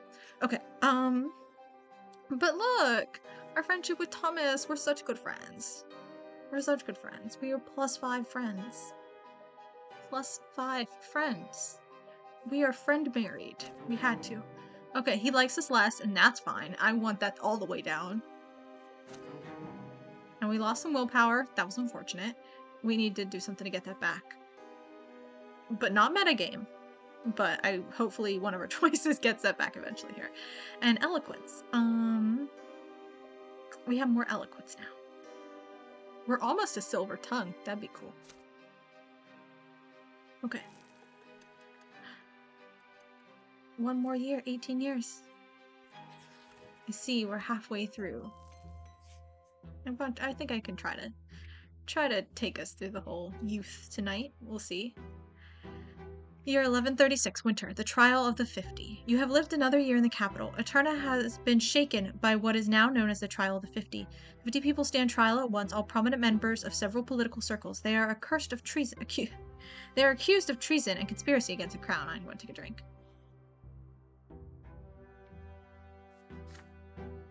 The accused spoke in favor of reducing the power of the nobles and granting more rights to the common estate. There was no mention of rebellion, yet those words alone were enough to indict them. Every session of the trial is open to the public. It is a show of power made to discourage people from forming such circles ever again. You attend one of these sessions. The 50 face their verdict: forced labor in the mines of Magra and Illyria for regular members, and true death for their leaders, 6 men and 1 woman. Their public execution takes place in the central square of Eterna. You remember the woman. Her name was Ani Siren. She made a speech, or Annie, maybe. I would say Ani because it doesn't really look like Annie without the E, so we'll say Ani Siren. She made a speech before her execution. A young woman, not too tall, her face almost plain, with long bangs over her eyes. She looks calm even at this moment. You cannot believe she is about to leave this world forever. Ani Siren takes a look around before she speaks. Her voice is quiet, but you are close enough to hear every single word. She says she is happy to give her lives fighting for the rights of the people. Her cause will never die, Ani claims. Others, like her, will continue their work in hiding, for their cause is right and just. She is dragged away to the others. They put a sack over her head and tighten a noose around her neck. A hand yanks on the lever, and the 7 dangle in the air. Their feet tremble at first, then grow still. There are gasps and cries of discontent in the crowd. Ooh. Sir El Qua? Because it looks like LaCroix, but it's El Croix. Sir LaCroix. We're just gonna call him Sir LaCroix. That's too similar. Too similar. Sir LaCroix's lesson. Your studies at the Imperial College may have begun with a luxurious party, but soon you settle into a routine of lesson after lesson. Along with dozens of other future judges, you spend hours listening to lectures in spacious college halls with high ceilings. You study imperial law and legislation, analyzing every technicality and interpretation. The subjects only get tougher, and the instructors grow ever more demanding as your studies continue. Yet law is not the only thing you study. There are other disciplines as well, such as rhetoric and orthography. A true judge must have a perfect command of both the spoken and written word. Washing dark blue ink off your fingers becomes an indelible part of your daily routine. Of all your classes, you find the fencing lessons particularly exciting. Every lesson covers your body with more cuts and bruises and makes your muscles ache from exertion. But your childhood dream is worth it. Then finally there comes a short break in your studies, a handful of days for rest and recreation. You meet Thomas to discuss how you are going to spend this time. Remember back when we exchanged our little friendship rings and Thomas was like, we might never see each other again. This is like the 2nd time we have seen him. I'd probably even do more so too. It just doesn't come up as a little choice. You're coming with me tonight. No excuses, Brant. We'll be paying a visit to our mentor, Baron LaCroix. It's time you learned a thing or two about how we do things in the military. Your friend looks very cunning and pleased with himself when he says this. With a sigh, you change out of your college uniform and into your best clothes and follow him. Thomas rushes you to a 2-story house somewhere in a noble neighborhood in the capital. Its windows are open and you can hear people talking over each other. The house's sitting room is filled with young people, at least 24 men, almost all of them academy cadets. In the middle of the sitting room is an armchair, and in this armchair is a gentleman wearing the uniform of an Imperial Legion officer and smoking a pipe. His thick hair falls over his large, observant eyes. Baron LaCroix welcomes the two of you with a slight nod and continues his speech while everyone listens respectfully. As I was saying, young men, I firmly believe that the days when all the military glory of the Empire belonged to the Arachnean dynasties are gone. Human nobles have been serving the Empire at least as long as the Arachnean nobles for a long time now. Still, the Arachneans keep acting like their origins are more important than honor and service to the crown. Take the Melanidas dynasty, for example. The Archdukes of Magra. Long ago, their leader, Char Melanidas, fomented a rebellion against the rule of the Tempests and the Twins' faith. He sucked all life from his own land, doomed thousands of his own subjects, and yet the Melanidas dynasty still rules over Magra like nothing ever happened. Then suddenly, Sir LaCroix flashes a cunning grin. I think this calls for a test of your strategic thinking, young men. But first, let me refresh your memory on the rebellion of Char Melanidas. It may seem surprising, but we have to thank him for our current status. He was the first to ennoble humans, an act of unprecedented insolence, but it gave the rebellious Duke immense support in his province. He risked his own reputation and title to make himself stronger thanks to humans, and in that he succeeded. No one had ever dared challenge the rule of the Arachneans and the Tempest before, but the rebellion of Magra changed everything. Humans became a part of the nobility. We got a taste of the power only Arachneans could wield before, and unless I'm mistaken, most nobles in the Empire these days are human. Why, we outnumber the members of the Arachnean dynasties dozens of times over. So, Char Melanidas had complete rule and control over the lands of Magra. He had the loyalty of his ennobled human subjects, and he had the loyalty of the mages and witches who fled to Anizote, the only place in the Empire where they could hide from the Church. The Archduke of Magra had everything he needed to win, and yet 2 pivotal changes brought him down. First of all, he cast a magic spell that incinerated the entire province. It certainly stopped the Imperial legions in their tracks, but the population of Magra would no longer side with Char Melanidas after that. Second, the clergy struck at the rebellious Duke with the power of the twins. His magic was gone, and his main advantage was no more. Many fled. But as you know, it still took the Empire an entire month of siege before the palace in Anizote was taken. After the rebellion of Magra, the Empire changed drastically, and most importantly, humans finally received their lawful right to be ennobled, and I'd like to stress that in particular, ennobled not by birth, but by virtue of their own knowledge and talent. History, young men, is more than just a memory of the past. It is also a lesson for our future. I believe that part of our history proves my point. And now, a test. Tell me, if you were among the Imperial strategists during the rebellion, what would you have done? How would you have fought an enemy as powerful as Char Melanidas? With this, Sir LaCroix leans back in his armchair and takes a pull from his pipe, while the cadets start discussing. Some take no time to say they cannot believe Sir LaCroix thinks humans were first ennobled by serving the rebellious Duke. Others say the prolonged palace siege might have been a mistake. Storming the palace would have been a better choice. Soon ideas start flying. Some cause only laughter, while others lead to debate. They are discussing the past of Anizote, the past of your hometown. You cannot possibly stay silent right now. If you were in command of the Imperial legions back then, what would you have done? Based on what you know about the rebellion in Magra, you see 3 potential strategies. The first involves calling upon the twins' miracles to rob Melanidas of magic and render him powerless. No, probably not that one. The second entails putting your faith in the discipline and valor of the army for a frontal assault. A third means drawing on the siege while making the enemy's life as hard as possible through cunning. Which of these 3 strategies would you have chosen? Decisive assault or scheming? I think we just lay siege. We'll do some cunning. Starve the city into submission and seized it by cunning. Like, why did that not work? Like, didn't they already lay siege? Or was it Melanidas who laid siege to the palace? And the palace should have laid siege to Anazote. Is that it?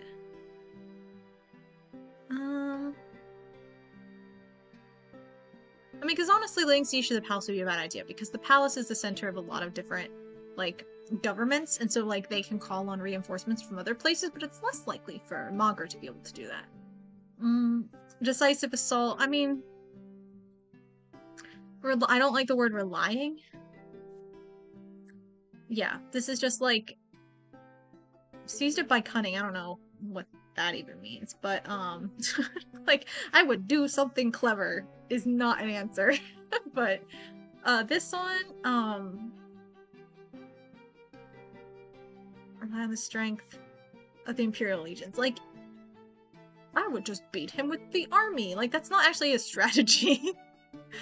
How would you win the war? I'd fight with the army. It's like stupid. That's not even a strategy. And this one is bad. I would not do that. All of these improve our valor. Okay. Okay, so we have theology, eloquence, and scheming. I think we're gonna be even schemier. Because the only one that's strategy. Like, really. You decide it is time for you to answer, Sir LaCroix. The proper way to bring down the castle of Anazote would have been through a prolonged siege, you say.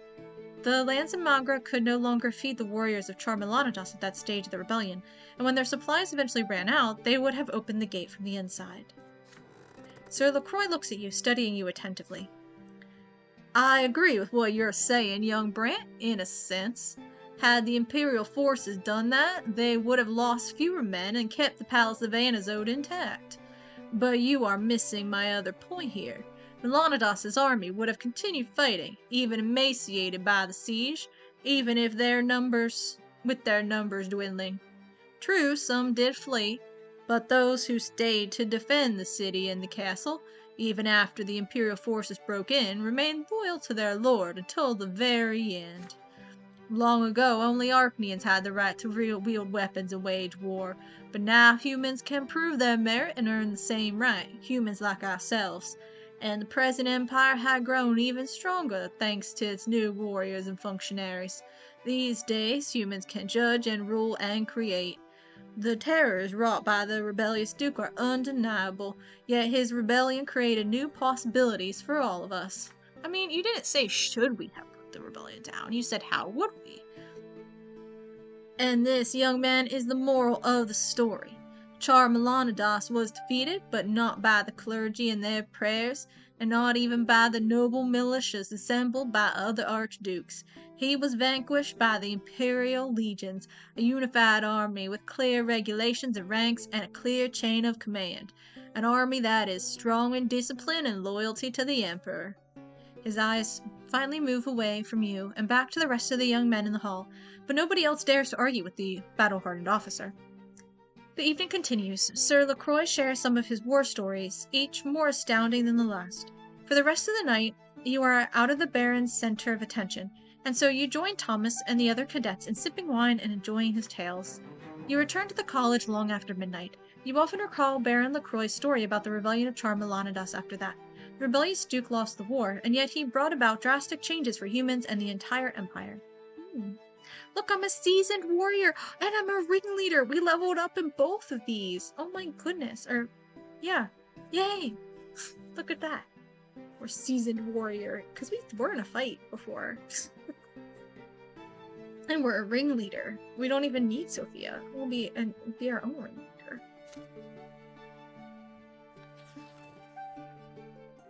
Go and take a drink. Year 1136, summer, letters from home. There are days when you receive letters from home. Father's writing is very reserved. He mostly discusses events and work in Magra and writes very little about the family. It makes me proud that I have managed to teach Stephen how to handle our affairs at home. Your older brother behaves impeccably at the society balls and receptions that we host. He has already made several crucial acquaintances. But Gloria has a different opinion of Stephen. She thinks your older brother is taking more and more after grandfather. Stephen is a lot like grandfather. It's in his manners, his posture, his voice. He even dresses just like him. He used to be aloof around me, and we barely talked in the past, but now he always blames me and tears me apart. I can't take it anymore. He walks all over me all the time and treats me like a housemaid. Mother writes to you. From her letters, you learn that Nathan just barely managed to graduate from high school. It makes me sad to admit that Nathan has none of the talents you have. The other day, he told me he won't even try to study in the capital. He says he won't be able to pass the exams. I find solace only in the nights Nathan and I spend together reading the scriptures and our walks to the church by the silver tree. It accompanies me every time. Well, it looks like Nathan should go into the church. Your sister and your younger brother write about Mother too, and they say the same thing about her health. She now spends more time locked away in her chambers to brood. Gloria does her best to accompany Mother when she leaves home, and Nathan's letters mention her steps echoing in the halls in the middle of the night. Is she turning more and more religious? Ugh, do all mothers do that? There is one more thing Nathan mentions in his letters. Stephen and Gloria have been fighting very often these days. Stephen always tries to get under Gloria's skin, and she answers him in kind. Then Stephen calls her a lowly commoner to make her shut up. You always tremble in excitement each time you see a new letter with the seal of your home province. Your fate is still bound tightly to your families, no matter the distance between you. Oh no! Stephen, what did we do? You just hate us for no reason? Ugh. Bro, we defended you. We kept your secret. We could have completely ratted you out and you would have been in so much trouble, but we didn't say anything. For you, you owe us. And look, we're being a noble, just like you want. It does you honor, okay? Give us freaking Stephen. Gloria, why you hate us too? What did we do? What did we do? Did nothing, Gloria. Did nothing. Maybe that's the problem. Oops. Oh, okay, well, Nathan likes us less too? Is that what happened? What did we do to Nathan? I can't even imagine why he doesn't like us. We did nothing. The first case. You will become a judge one day, so you are sent to the prefecture of Eterna to be mentored by a more experienced colleague. Your mentor is a judge of considerable age, a noble of the mantle with proud bearing about him. He never misses a chance to remind you that being mentored by such an experienced man of office is a great honor. Your mentor entrusts you with his minor cases and, to his great joy, his night shift. Another night begins. The office is growing darker. You are still there, zealously filling out the paperwork for the day. A petty theft, a verbal assault against a noble with a sword by a commoner, a fine for the parents of children who covered an imperial institution with obscene drawings. Petty cases, all of them, but they are real cases a judge has to face, and so you sit there carefully comparing complaints, statements, and witness testimony. Then the door of your office swings open. A gendarme drags a provocatively dressed girl. Her golden hair is undone and her makeup is a fiery red. Girls like her sell their bodies in houses of ill repute. We're not going to shame. The next to enter the office is a stout priest, his face adorned by a nose of a remarkable shape and a huge wart on his cheek. You do your best to avoid starting at it. The gendarme gives his report. The girl was arrested with a certain gentleman in the park by the Temple of the Twins. They were commuting acts of carnality, an affront to the faith. I mean, I guess. Do you mean it in public? Is that the problem? Because surely it's not an affront to the faith to do sexual things. Like, how do you think people reproduce? Come on. Maybe it's just in public that they don't like. The huffing and puffing priest interrupts him and starts yelling. He saw her doing magic, he did. The gentleman was enthralled by the girl, and he was glowing like a lamppost. Well, You gesture for the priest to stay quiet and ask if the gendarme can prove this. The gendarme only shrugs. He didn't see anyone glowing. He arrested the girl for her sacrilegious conduct alone. The man in her company was a noble, so the gendarme couldn't bring himself to arrest him. He does, however, remember his name. The priest is huffing and puffing even louder. Louder now. It was magic, he screams. You must refer this case to the Inquisition. This witch was loose on the streets of the Empire's illustrious capital, seducing good men with her vile charms. The girl stays quiet all the while. Her eyes are emerald green, twinkling with gold as she looks at you. When she does speak, her voice is soft, like smooth velvet. Why do we always notice girls' eyes? Isn't that a little weird? My name is Alice, Your Honor.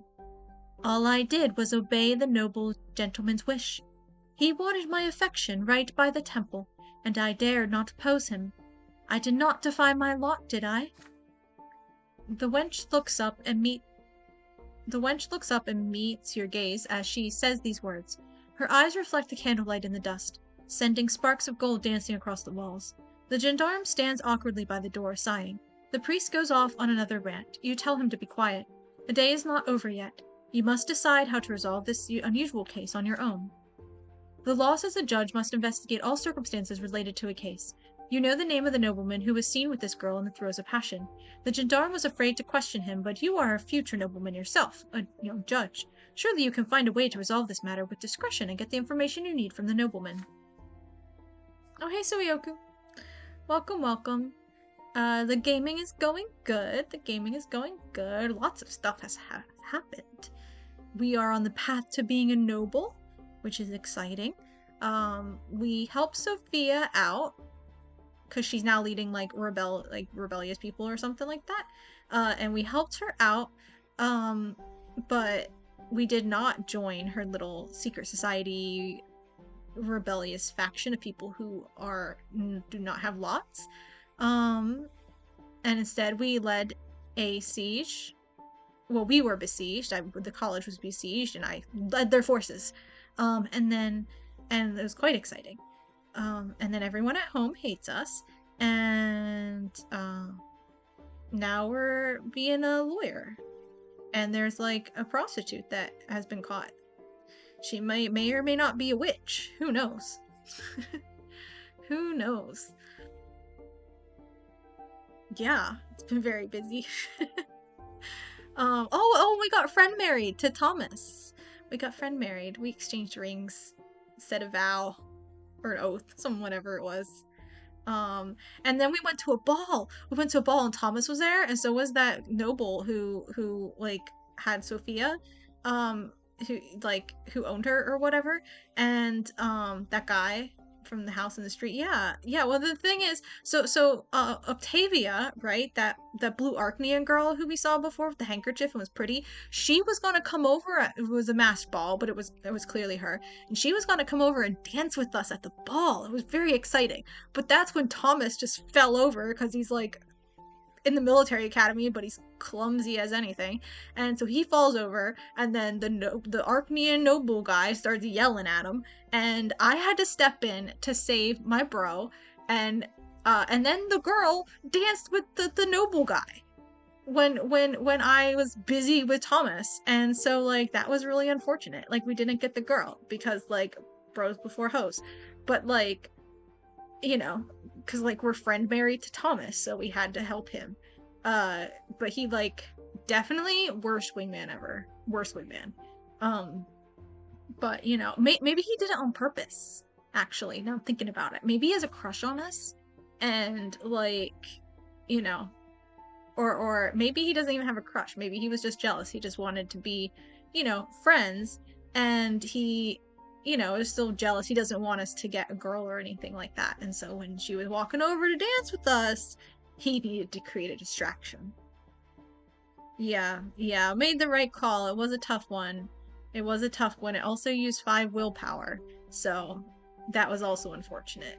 And we also got in a little fight with the noble guy, and now he hates us more, which is fine. But lots going down. Um, yeah, yeah. So let's see what this lady says. But perhaps a suspicious lady of evening Ilis is at the heart of the matter. You have no doubt she will reveal her true colors if you question her. If the priest was right about her using magic, the girl's fate is sealed. Your Honor. You look up from your desk and into the eyes of the beautiful Ilis, and you suddenly feel as though a divine light is shining upon you. I wish they'd stop with this eye thing. Like this game, like anytime we see a girl, they're like, you look the girl in the eye, you look the girl in the eye, the girl has such eyes. Like they go on about her green eyes with the gold and Sophia's bright blue eyes. They don't talk about the guy's eyes. Like what is this? This is kind of weird. But you know, it feels not like objectifying the girls, but it's definitely treating the female characters differently. Yeah, the author clearly has a thing for eyes, I guess, and is into girls, then, I guess. The eyes are relevant? Okay. Still, I don't know. It feels weird. Or is it magic? Is it like a magic thing? I don't like it. Why don't we see any like boy magic? Boy witches. Why don't we see their eyes? I want to hear about boy eyes. I want to hear about what Thomas's eyes look like. I don't want to Steven's eyes. I don't know. I don't like it. It feels weird. It feels weird. Talking about every time girl pops up talking about her thighs. Maybe the thighs are relevant. Maybe they're important. Um, I don't know. I don't know. The eye it feels like a lot with the eyes. I feel like I wish I'd handled it differently. Um like if they talked about a bunch of people's eyes, but then like only some people had like like gold or silver in them or something like that. Thomas's eyes are not relevant. I mean, no, but like I want to hear about his eyes and then be told that they're like a deep brown, you know? And then everyone else has deep brown eyes, but only the relevant eyes are like different. Because it's a lot. This is not the first, like, throughout this conversation, like, we have got multiple mentions of her eyes. Like, let's see here.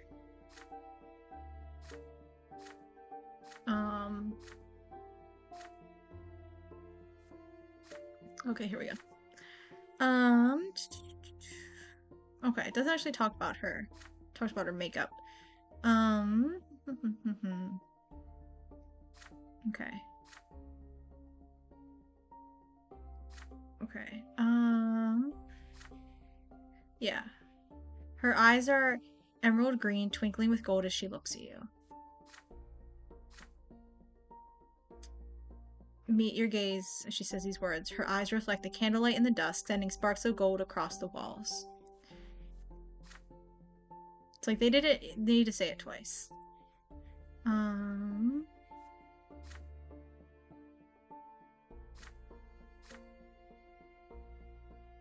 You look from the distance into the eyes of the beautiful Ilis, who suddenly feel as though a divine light is shining upon you. The emotion flows like a river. It lifts you up. This is more than beauty, more than passion. This is much, much more. Will you resist this call or will you heed it? See, I just only has 3 mentions of her eyes. I think they only needed to do it once. If it's significant. If they're not going to talk about anyone else's. It just feels like a lot. Okay, I wanted to find the nobleman. Oh, and this uses... Yeah, definitely not doing this one. Wait, Ilis gets a true death from this? Nah, we don't want to do that. Takes willpower, and we get manipulation and theology up, which I don't really care. This gets me willpower. It's nice.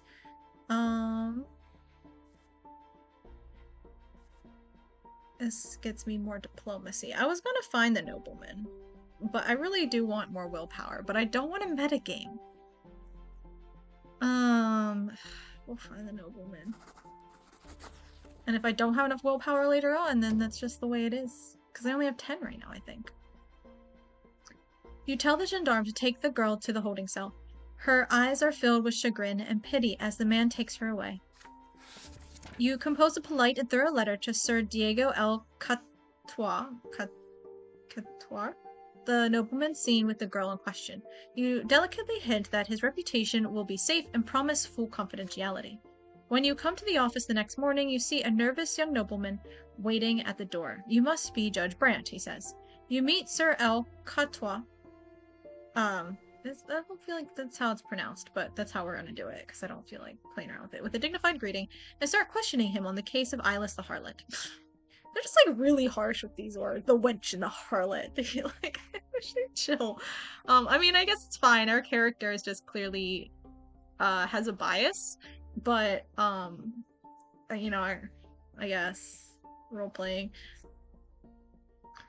Is it true that the two of them ended up in the Temple Park because this was Sir Elcotoir's wish?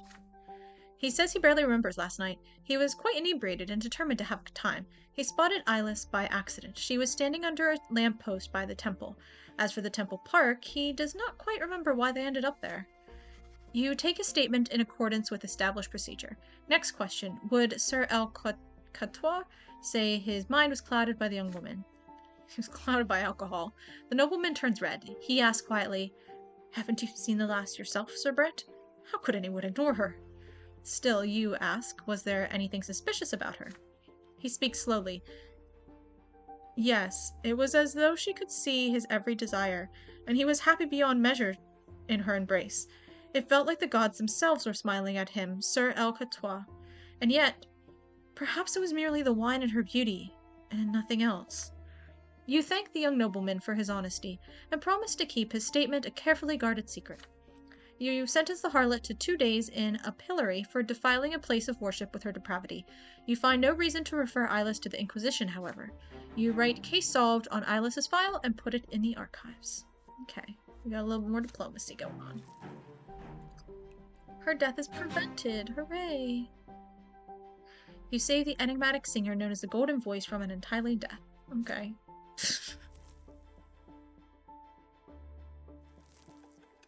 Yay. 11:37. 19 years old. I'm gonna take a drink.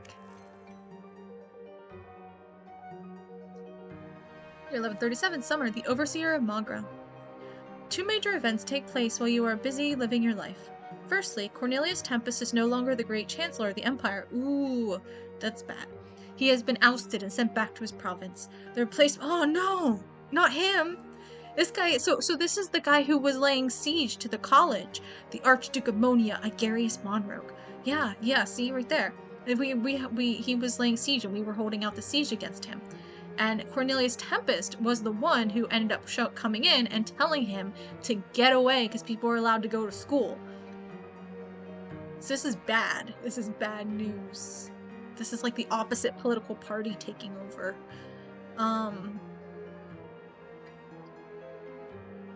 His replacement is the Archduke of Monia, Igarius Monroe, the same Monroe who sought to shut down the college.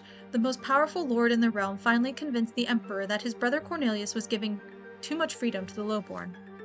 Now the policies of the empire will be reversed. Many fear that the new great chancellor will destroy the imperial code of laws and other achievements of Cornelius. There are cautious rumors among the people. They say that the great chancellor is going to revoke the right of the common lot to be ennobled by mantle. Have a good joke 5 minutes too late. Okay, what is it? I'll take it anyway. Okay, so he's gonna change it. We've been going to college and studying, and he's gonna change it so that we can't graduate. Common people aren't allowed to graduate. I go to school, and then I don't end up getting my diploma. I might get a diploma, but I don't get to be a noble. That was the whole point.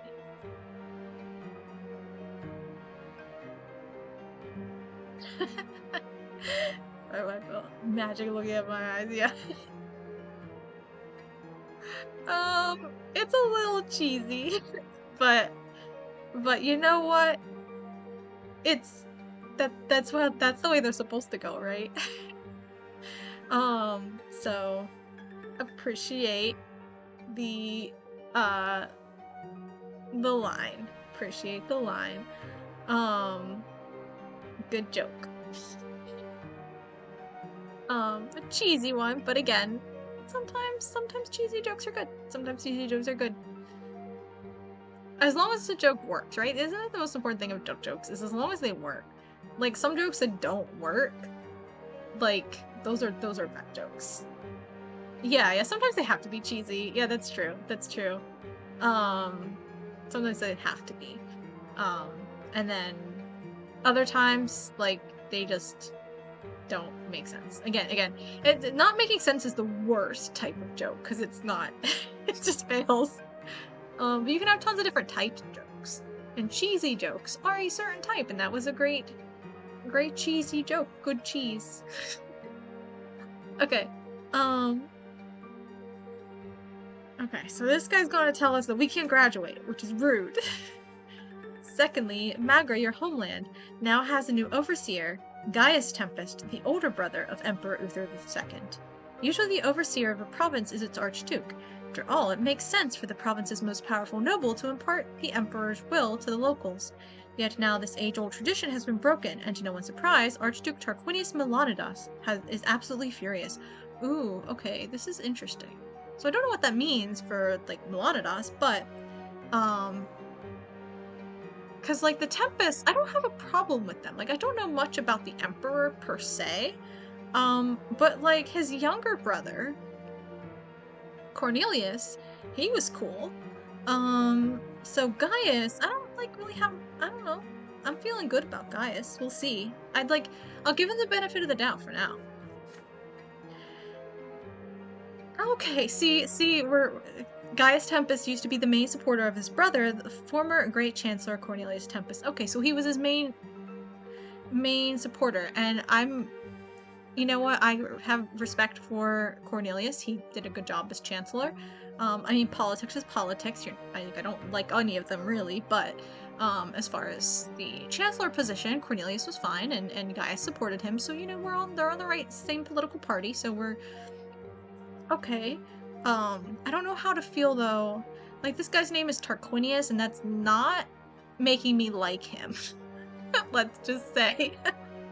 So we'll see. I mean, not that all the Tarquins were bad, but it definitely is not a name that. You know what? No, the best of the Tarquins wasn't even actually a Tarquin. So, yeah. Servius Tullius, yeah, he was the best one. But Tarquinius Priscus is like okay too, I guess. But I mean, obviously better than Sextus and Superbus and stuff. But yeah, the name Tarquin just doesn't sit well these days, you know. I mean, because the last Tarquins just kind of ruined it. So even if the earlier ones were okay. Anyway, the nobles at the emperor's court say this is a stratagem by the Archaean gentry who want Cornelius removed from court affairs along with Cornelius. Either way, Gaius Tempest. Oh, okay. Oh, so they're actually putting Gaius in charge of Magra to get him out of the way. So this is not seen as like a powerful position. It's to make sure it's like making someone be governor so they can't vote in the Senate or something like that. Which, except imagine the Senate being smaller, like maybe not be a Supreme Court judge or something. Interesting. Either way, Gaius Tempest and Tarquinius Melanidas will be at each other's throats over the province. This does not bode well for their future. Only one thing is clear: Magra, your home province, is about to face great changes. Okay. But the struggle for power went more towards the commoners, so that's good. Even though it doesn't seem like that. It seems like things aren't looking good for the commoners. With Igarius, what's his face? Monroe in place, but an order went up one, which is weird. Doesn't seem like that's the case, but a great feast for all! Hooray! The capital is preparing for a great celebration, the coming of age of Gerion Tempest, heir to the throne. The streets are being cleared, the low-born merchants are gone from the squares, and flags and flower garlands have appeared on the buildings. By the Emperor's decree, everyone will celebrate for the next 3 days. Eterna is abuzz. A festive procession starts on the streets. Students from the college and cadets from the military academy will be there to show their gratitude to the Emperor's family for entrusting them with the power they wield. Ribbons and flags flutter in the wind, the streets are scrubbed clean, and the scent of flowers fills the air. You march side by side with Thomas, carrying the banner of your province. Once again, remember when Thomas was like, we need to get friend married because we might never see each other again, and then we see each other all the time? It's a bit extreme, but it's fine. Your friend's brown hair is unusually well combed today. He waves to every girl you see on the streets as you pass by. They giggle shyly, and some of them wave back. Oh, Thomas. Did you see that, pal? Look at that beauty. She just smiled at me. And now this is what I call living. I just love parades. Okay. The Tempest Royal family observes the slowly approaching parade from the balcony of the Imperial Palace. They are joined by the Empire's highest dignitaries and provincial overseers. You see Emperor Uther II with your own eyes, there, high above, yet so close. Yeah, classic Thomas. He's a bit of a wild card, that one. The columns come to a halt at the balcony and salute the Emperor with the mottos of the college and the academy. You join the other college students in crying, "Learning is strength, learning is will." That's a really stupid catchphrase. The Emperor raises his hand in a gesture of benevolent greeting. His voice echoes across the square. I accept your gratitude. He looks like Julius Caesar. He's got Caesar vibes. I know it's partly because of the, laurel here, but, I don't know, something about the shape of his face is very Caesar. Our relation with him is 0. You mean we get one? Bro, he's the Emperor. Oh my gosh, we're gonna be so popular? I accept your gratitude, my loyal subjects. Take pride as you wield your knowledge and valor in service of the Empire. All who are worthy will be ennobled by the mantle by my grace. Or should I make him sound like Caesar? I accept your gratitude, my lord. Caesar had a high-pitched voice. That's one of the reasons why people said he was gay. That and because of his male pattern baldness. And because of his rumored gay relationship. Oh, Caesar. Anyway, the future nobles around you cheer the Emperor's words, but their jubilation gives way to murmurs of discontent when Archduke Monroe, the great Chancellor of the Empire, steps onto the balcony. Everyone here remembers all too well how the Archduke attempted to shut down the college by force. Still, the Archduke is the de facto leader of the Orkneyan gentry. He is a force to be reckoned with, even for the Emperor, and so he is the great Chancellor now. Hail your Emperor, common folk! Be forever obedient and grateful for the great good graces you do not deserve by birth. The Archduke does not even bother to hide his contempt for the gathering below. Booed by the crowd, he rejoins the dignitaries in the back row. You notice one of them, a slender, elegant figure under an emerald banner with a black snake. She is Octavia Melanidas, daughter to the Archduke of Magra. See, we could have danced with her. If Thomas could have stood up right. Yeah, you! Now that's new. You noticed Octavia too, eh? Archduke Melanidas sent his daughter in his stead. That's a sign of disrespect for the Emperor if I have ever seen one. Is he so enraged because he's no longer the overseer of Magra? I mean, you can imagine his surprise. It's never happened before. But then everyone grows silent. A young, slender Orkney with a shy smile comes forth. There are whispers in the crowd. That's Prince Geryon, heir to the throne, ward of Cornelius, promise and hope of the common estate. He's... okay. To the left of Geryon is his younger brother Flavius. He is baffled by the sight of the parade below, too young to process what he is seeing. May the twins be kind to you, my future subjects. I promise to repay you in kind and help you prosper in your loyal service to the Empire. Exalted by these words, the future nobles roar as one. All hail Prince Geryon! Another figure steps into view next to the heir. He is an Orkneyan, elegantly dressed, and his mantle bears the Tempest colors. He raises his arms, about to make a speech. Hey look, that's Gaius Tempest, the Emperor's brother. And the new overseer of Magra, by the way. It seems the Orkneyan elders want him as far from the throne as possible, just like his other brother, Cornelius. These two have been promising too many freedoms to commoners like you and me. Long live Prince Geryon, Students of the college, cadets of the academy, time and again you have proven yourselves to the Empire by word and deed. Today is a day of great jubilation, and in honor of Prince Jarian, you must ask the Emperor to guarantee forever the right of distinguished common folk to be ennobled by the mantle. So ask now. The cadets and students freeze in hesitation. They exchange glances, unsure whether to follow the words of the Emperor's own brother. On the balcony high above, Prince Jarian also remains still, awaiting a reaction from the crowd. Archduke Monroe briskly steps into view once more. He takes several seconds to observe the crowd before he speaks. Imperial subjects, what the Emperor's brother wishes to say is that you must always remember that you owe your status to the Tempest dynasty. The Emperor accepts your gratitude and sends you off with his blessing. You may leave now. But the columns stay where they are. That's not what Gaius Tempest said. Let the Emperor hear us. The law. We ask for the law. Commotion and murmurs spread over the crowd as some of the future nobles refuse to follow the Archduke's order. There are shouts heard here and there. The law. We ask for the law. The academy officers and teachers of the college urge them to fall in line and resume the parade, but tension is rising. The crowd slowly grows enraged and unruly. You have to decide where you stand here.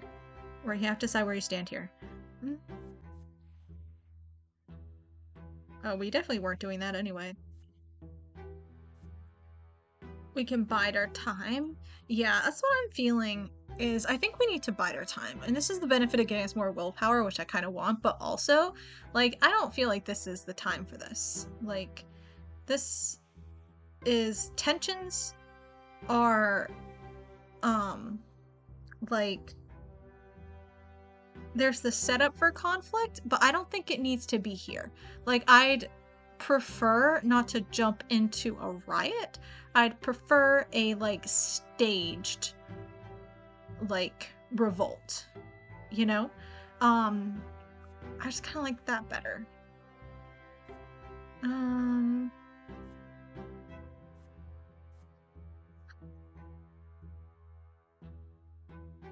Yeah, I don't think now's the time. We're gonna bide our time. This feels very sudden. I was here for a birthday party. You decide to wait while others demand a new law, and still others try to restore order. Nobody knows how this will end. In the meantime, you conserve your energy and watch the events unfold. The chant grows louder with every second. The law, the law. Academy officers are trying to shout the vocal cadets and students into submission and order you back into the procession, but they are barely heard above your chant. Still, some submit and form back into columns, but the impassioned chant continues, and you find yourself in the very heat of the chanting crowd. In the very heart of the chanting crowd. Thomas walks right past you, waving his arms wildly, calling for you to join the chant. The law, the law! But you do not respond, and Thomas gives up on you. He moves to the center of the square where the vocal future nobles are gathering. An Imperial Guard cavalry regiment emerges from the palace. They start slowly advancing on the crowd, hands on their swords, pushing people out of the square. The end of this conflict is clear. Another moment and the cavalry will crush the disobedient youths. You swiftly maneuver away from the column and rejoin your semblance of a column in the procession. The orders of Academy officers and cadets finally have some effect. Most students submit and return to their columns. The commotion in the square is quelled, and the cavalry withdraws. Emperor Uther II appears on the balcony again. Archduke Monroe, the Emperor's great chancellor, stands by his side. The square falls silent at the sight of the sovereign. My subjects, I can see how overjoyed you are for Prince Jarian, but your show of reverence and gratitude is clear enough. Now follow the great chancellor's order and obey my will. Continue the parade and sing the praises of the Tempest dynasty that has given you so much. The square obediently lines up into columns once again. With a marching band apparently, the bout of defiance is in the past now, and they resume the festive parade through the city streets. You march along with your column. You steered clear of the commotion and all the useless rebellion, and now everything is back as it should be. Glory to Emperor Uther, glory to Prince Jarian. Yeah, we just need to wait.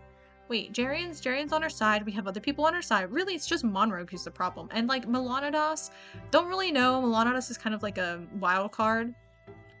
But, like, right now especially, he's a little bit resentful to the Emperor and to, Gaius. But we have Gaius and Cornelius, and we have Jarian, and Uther seems to be pretty cool right now. So it's really just Monroe who's the issue, and then get Melanidas as a wild card. So we'll see. Okay. Yeah, or prepared for anything. Okay. Whoosh. The way of the sword. Your studies at the college come easily to you. Only now do you realize the importance of all the lessons you had to endure as a child at father's expense. Month after month, you study the judge's trade down to the smallest details, growing more confident in your new calling with every lecture. But there is more to your education than the judge's trade and imperial law. You also learn manners and courtly etiquette and poetry and composition and even fencing. I learned poetry! Wow, I should teach Gloria how to write a better poem. On some days, you go with Thomas to a deserted patch of land to practice with the sword. Remember when Thomas said we'd never see each other again? Remember when he was being super dramatic? Remember that? Remember that? And then we had to get Cranberry? Remember that? Yeah. Then finally, the day of your judge's exam comes. You send your test results to father, and he replies with an appointment to a judge's office at the prefecture of Magra. Now you have a new life and a new profession back home. You will return to your hometown as a judge. We're going back home? I remember. Yeah. Um, it is early morning at the Great Temple of the Twins. Your heart skips a beat as you step inside the temple. It feels like that day from your childhood again. The priest is standing at the altar, and the temple is divided into two halves. But you are no longer a frightened little child anymore. You are a you are now a grown man who is about to become a noble. The floor on the common side is there to cause pain. You feel the jagged edges even through the soles of your boots. This pain marks your final few seconds as a commoner. The priest stands before you. You kneel again, but now there is warm, smooth marble under your knees. The marble's warm? Since when is marble warm? Like, I feel like marble could be, like, out in the sun and it's still cooler than any other stone. Anyway, you hear the words spoken above your head. From this day forth your lot is strength and will. From this day forth you will rule and fight and pursue the arts. Now rise, noble.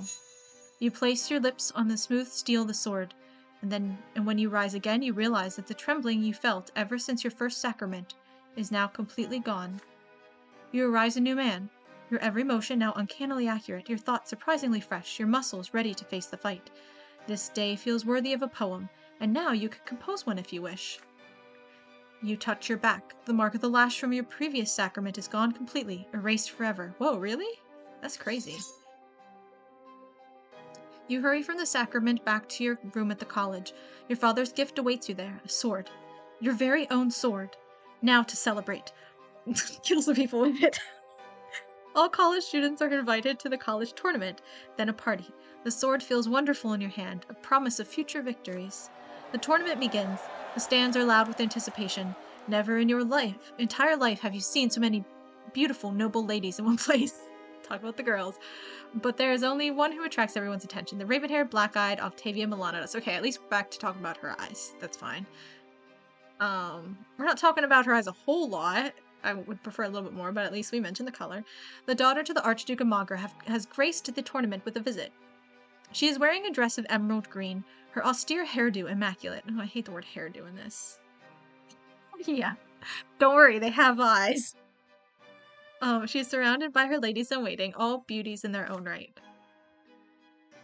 When a noble enters a tournament, he must announce the name of the lady whose honor he is fighting for. Many shout the names of their loved ones in the stalls. Shout Thomas's name. Oh. Okay, hold on. I need to look over my options when I'm done reading. You know that many would fight for Octavia Milanados, but the onus of responsibility is too great. You take a few jabs with the sword, warming up for the fight. Soon it is your turn.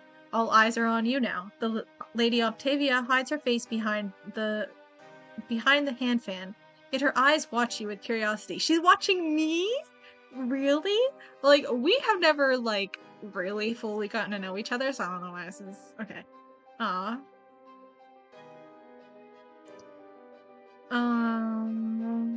I can't dedicate it to my father, sadly. Because I didn't do a fencing lesson in the past. And I can't address her publicly.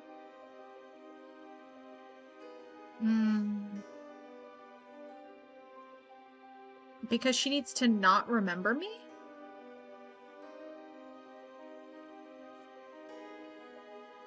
Oh, okay.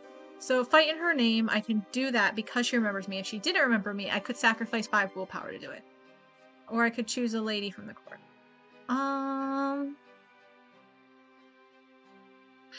I feel like, as much as I don't want to fight for Octavia, she's looking at me. She's looking at me. We're making eye contact. I can see her eyes. That's important. And so like, and she does remember me from when I gave her handkerchief back. So she does remember me, so it's not like I don't know her at all, I guess. And no one else is fighting for her is the thing. Like, that's not fair. She's just too intimidating. And like, that's really sad that like none of the guys are gonna fight for her. Like that's really sad. She's gonna be all lonely. Because the burden is too great. They just can't handle the responsibility. But I'll fight for her. I'll fight and win. I would dedicate to my father, but I can't. So it's that or choose a random lady, which it seems even worse. Like, I'm like, oh, I don't know her. Like, I don't really know her. It feels like a little bit presumptuous to fight for her. But like, I think it's even more presumptuous just to pick a random girl and be like, hey, you. What's your name again? I'll fight for you. Like, that's even worse. At least I know her name and she knows who I am. Like, so yeah. Yeah, I'm gonna win. We're gonna fight for her. Yeah, this way is just, that's just bad. Like, the results are also bad. Like, then she doesn't like me. At least this way, she likes me more. She's gonna be intrigued, and our diplomacy goes up. Wait. Wait, this way we would have won the tournament. We don't win the tournament? Is that what happens here? That's not fair. Aw, man. And she would have been intrigued. Man, we should have done the fencing lessons. Okay. We're gonna, but maybe we did something else that was also important. So we're gonna fight in her name because it's the best option we have. I wish I could honor my father, but okay. You approach his stalls and shout clearly and loudly. You will fight for the honor of the young Duchess Octavia Melanidas. Slowly she rises from her seat. The stalls grow quiet. If you suffer defeat after such insolent words, you may face the ire of one of the ancient Archaean dynasties. Sirs. Okay.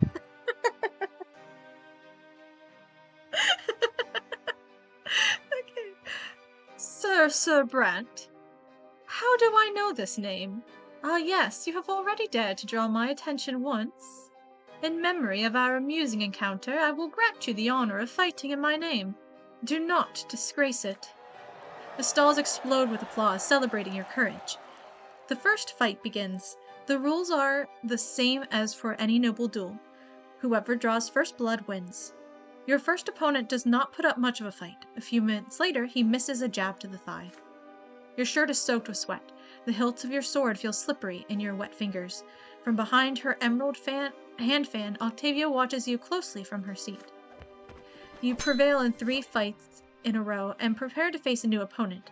You know him well. He was mentored at the prefecture of Eterna after you. He is an unusually quick and nimble fighter. He catches you with a feint, then follows it up with a light jab to the side. Fair enough. 3 victories, not bad. You salute Octavia Melanidas with your sword, and she gracefully accepts your gesture. You have proven yourself well, Sir Brante. Who knew you would become a noble, and we would meet again here in the capital of the Empire? I must say I am amazed. The eyes of the young Archduchess follow you even as you leave the arena. You will remember this day for the rest of your life, the day when you became a noble. She's still indifferent, but she is intrigued. And that's what matters. And we have learned some diplomacy, so that's good too. That'll probably come in handy. Maybe. Graduated from the college in year 1137. You have earned the judge's mantle and the noble title. Never thought we'd do this. I didn't. Back at the beginning of the game. Indifferent and intrigued. Yeah, it's a little... I don't really know what to make of her. Just before you leave the capital, you overhear something unusual in the street. Junius Diamant, Patriarch of Astynia, and one of the leaders of the New Faith, will stand trial before a church tribunal. The Order of the Inquisition has accused Patriarch Junius of patronizing blasphemous witches and disseminating heresy. The Holy Tribunal claims that Junius Diamant was scheming to free all witches and sorcerers from the collars that fetter their accursed powers.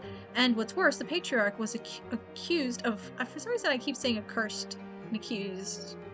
Every time I see accused, I keep trying to read it as accursed, but it makes sense because, like, accursed was just in the previous sentence, so. Okay, and what's worse, the Patriarch was also accused of forming the Lawless, a dangerous secret society based in the imperial capital. Members of the society have been assaulting inquisitors and priests of the church, as well as freeing witches from the cleansing fire and helping them escape the holy law. Now the Patriarch must face the Holy Tribunal of the Inquisition in Eterna. By all accounts, this is a devastating blow to the new faith and the end of days for Junius Diamant himself. The Inquisition will make the most of this opportunity to rid the land of this unwelcome Patriarch who dared to shake the foundation of the old faith. But then comes the sudden news of Patriarch Junius's reply to the Holy Tribunal. It is no less stunning than the accusation. These words were nothing but lies.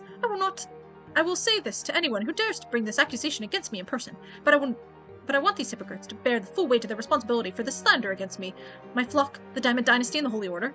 I agree to stand trial before the Holy Tribunal, but I will face them on my own land and on my own terms. Patriarch Junius has already received strong support from Patriarch Luke, and many priests across Archnia. Parishes of the New Faith throughout the Empire are now speaking out in support of Junius Diamant. The Church of the Twin Gods is about to be rent in twain.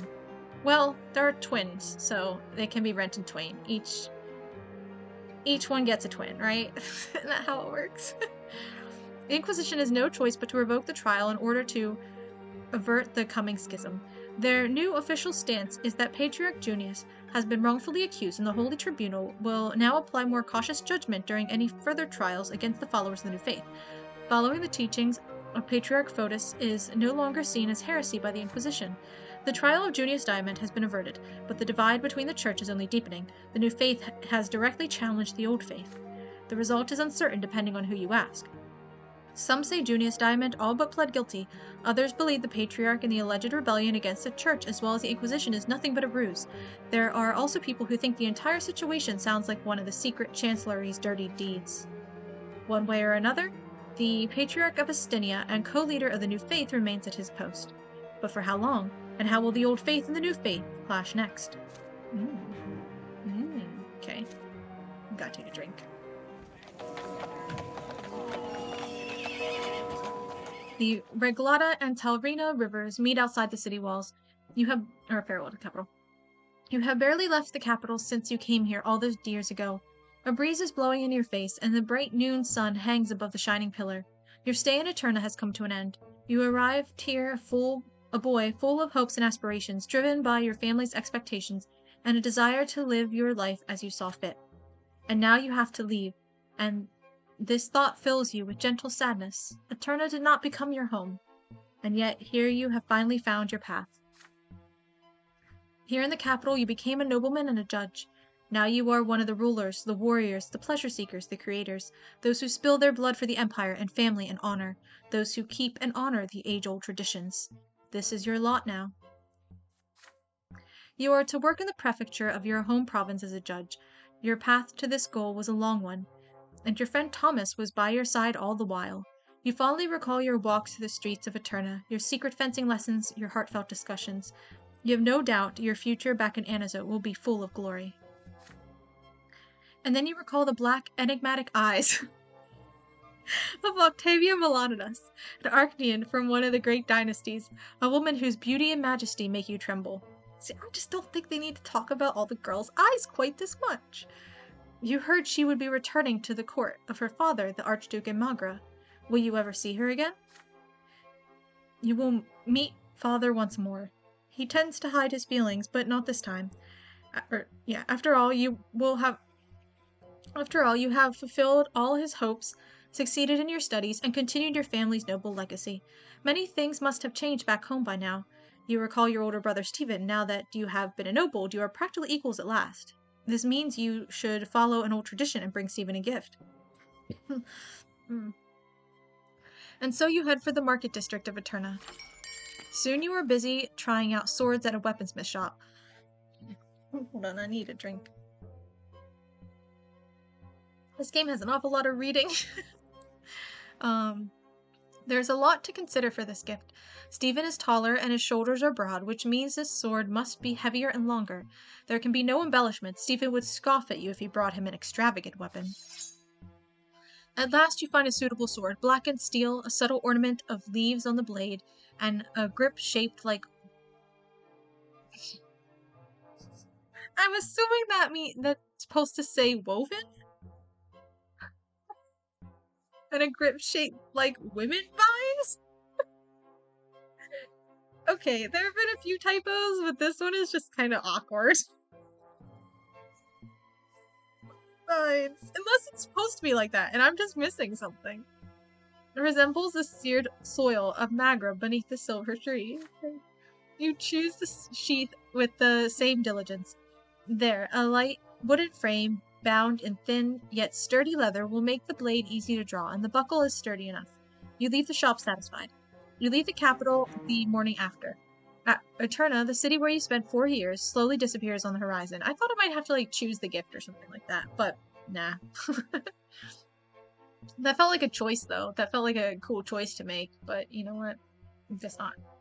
Will you ever see the capital again? You do not know.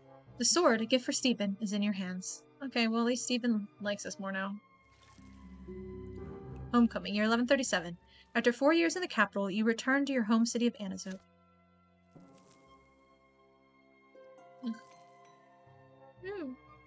End of youth. The years of your youth have come to an end. The time has come to leave the capital behind and return to your family and new business in your hometown of Anazote. The years away from home were full of tumult and hardship. Your adult shoulders now bear the burden of your first life-changing decisions.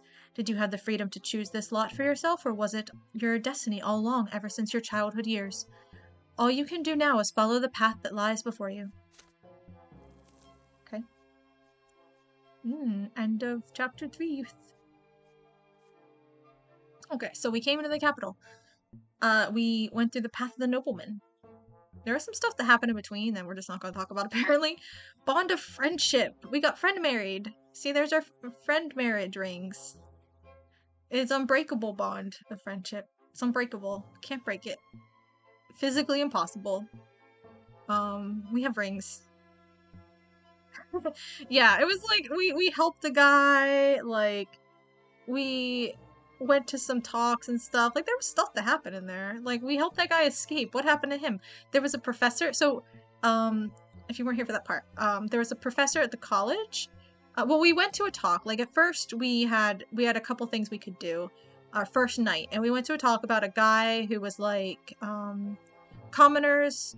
He's like, I'm a rich commoner, and I love capitalism, and I think rich people should be treated like nobles too. That was an interesting talk. And then another night we were free in our studying. We spent a whole year studying for those entrance exams. Good Lord. Another night we were free. We were like, man, I'm tired of reading. So we took a night off and we hung out with our friends, and there were a bunch of things we could do. And we went to go to a secret salon where a special lady was gonna speak, a guest speaker lady, and it was Sophia. And but then the people, policey peoples came and was like, break it up, you're rebelling. And then we ran away. But then Sophia came and met us, and she was like, there's a professor at the college, and you're going to go to the college, and sometimes he tutors people for their entrance exams, so you can go and say, oh, I need entrance exam tutoring. And then when you get in, tell him that the owl sent you, and that he's gonna escape, because the thing is, you're supposed to be a second generation noble to teach at the college, and he was not. He's a commoner, and he forged his documentation, and the secret policey people they caught wind of it, and they were gonna arrest him and kill him or something the next day. And so Sophia arranged an escape. And so we went in, we told him all about it, he packed his stuff, we went in a carriage out the back door when the guy came and hooted like an owl, and then we went out, but then the guard stopped our carriage, and we had to make up some lie about how we were visiting a friend. And then we managed to get out, and he changed carriages at the edge of the city and then left. And it's like, what happened to him? That happened in between here. like before we chose the path of the noble, that was like in this. And they're like, yeah, well, you know. Okay, but it felt important to me. Okay, the bond of, maybe it would have been more important if we did a different path, but like it feels like it should still be important now. But if we went down Sophia's path and if we joined the lotless, yeah, that was the summary. I thought it was an interesting adventure. I quite liked it. It was one of my favorite parts. I had probably two favorite parts of this whole chapter, and that was one, like kind of arranging the siege of the college. That was kind of cool. I heard my professors before, in college, they were talking about how some of the older ones, they were new professors in the 60s, during like riots and protests and stuff, and they had to like wedge through the protesters to get into the college, and then like they the protesters were gonna burn the building, and they like knocked on the door and said like, hey, we're gonna burn the building, so you might want to like get out, and also like I know you have a lot of books in there, we'll help you carry out the books so they don't burn. So that was cool of the protesters, but like it reminded me of that, and I like that part. And then I also liked the part where we helped the professor guy escape. That was kind of cool. The rest of this was like less exciting. Like we rescued that girl who I might be important. I don't really know who she is, and I don't really care, and I don't like that's on the timeline. And then we graduated from college, and then we came home. Like this is a really weird description of the events that took place. To be honest, like this is not what I took away from this chapter. But okay, here's where we're at. We're at 7 diplomacy. We're still unknown. We are stupid in theology. Our manipulation is naive. We're at a 7. I feel like we went up a little bit. Look, our manipulation and diplomacy are the same. Okay, our valor, we're a seasoned warrior. Our eloquence, we're clear speech. I'd love one more to be a silver tongue. You can't see that, my head's in the way, but I want a silver tongue. And then our scheming is 16. We're a ringleader, and that's pretty cool too. So it's good. Okay, continue. Cutscene? Not quite. Peacetime? That's suspicious. Things were not looking peaceful. Why is it peaceful now? For a really long time, too. It's weird. But I guess the revolt comes at the end, so... at least there's a revolt eventually. I guess. Peacetime. Suspicious. A full adult now, I returned from the capital a changed man. Yet, my hometown was not the same as I had left it. The captions Fate aren't. had difficult times in store for all of us. Those cutscenes feel way too short. And also those captions didn't line up with the voices very well. Peacetime.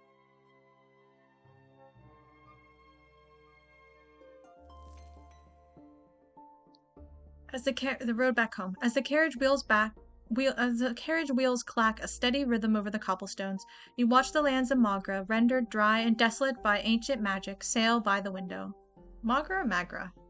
I think Magra is what I've been saying most often. I know I've been using both. You are back in your home province, but you are no longer the boy who left it by this very road 4 years ago. You return a nobleman and a judge. You are continuing the family trade. You have returned to serve at the province's prefecture. Your home, Anisote, is but a few hours away along this dusty road. The carriage is stuffy and hot from the sun, even with the thick blinders shut tight. It is a familiar heat, but you will now need to get used to it again. The heat weighs heavy on you, but it also reminds you of your childhood. You will see your family again soon. To pass the time before your return home, you read your father's most recent letter. Look, there's a picture. There's the shops and stores and stuff. It doesn't look like it'd be hot. Everyone's like dressed in like Victorian, like Enlightenment era, like British clothes. Like they all look British. They don't look like Italian. Maybe they mean the difference between like Scotland and London or something. You know, the London heat. Look, there's a tree in the back. My brain tends to conflate the tree and the pillars, so I know they're not the same thing, but like, kinda, it feels like that anyway for some reason. Okay. Let's read the letter. No, never mind. And again, you carefully reread your father's uneasy words, steeling yourself for your first real job and the service that awaits. Dear sir, I anxiously await your return, my son. You are the third judge in our bloodline, the pride of our family. Yet these are hard times for a judge. By the Emperor's decree, Archduke Tarquinius Melanidas is no longer the overseer of Magra. The new overseer is the Emperor's own brother, Gaius Tempest, and now our province has been split by enmity and strife between the Archduke and the overseer. The nobles have split into two factions, and so too have the commoners. Some side with the Archduke, loyal to their liege and determined to follow the traditions of old. Yet many judges and officials are eager to side with Gaius Tempest as the new overseer. Compared to his brother Cornelius, he is less radical and more cautious, but he too seeks to transform the empire and bring the estates to peace. Yeah, like it seems like a good move.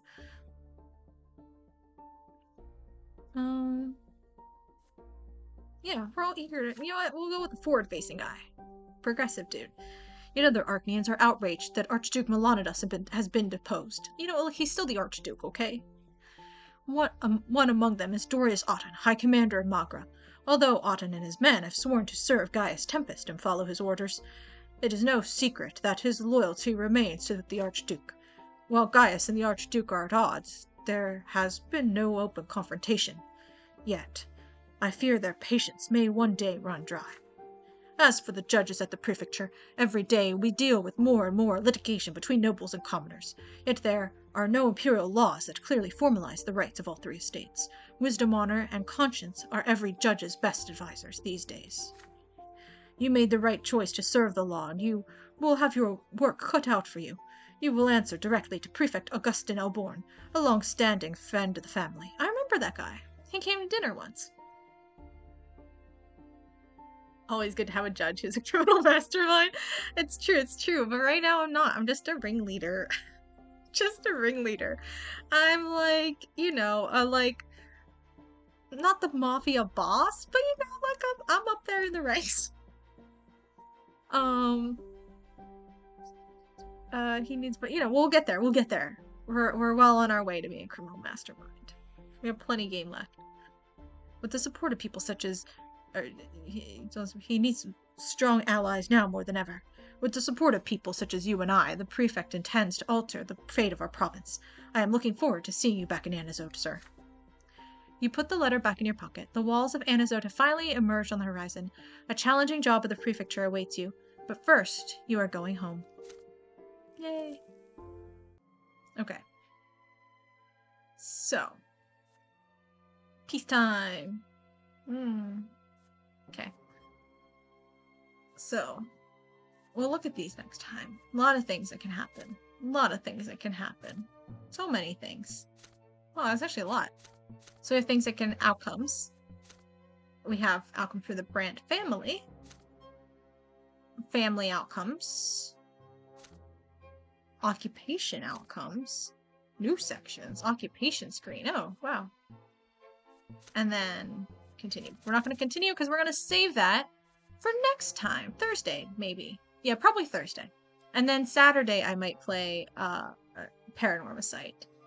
And we'll learn more about Hanjo and stuff. and whatever the heck is going on with that. But I think Thursday we'll go back to this. Yeah. Because I really want to, before the end of June, right? I want to beat this one, and I want to beat Paranormicite. And so we have quite a ways to go. So we'll see if that happens. But I'll give it my best shot. Okay. So we will quit to main menu. Yes, quit.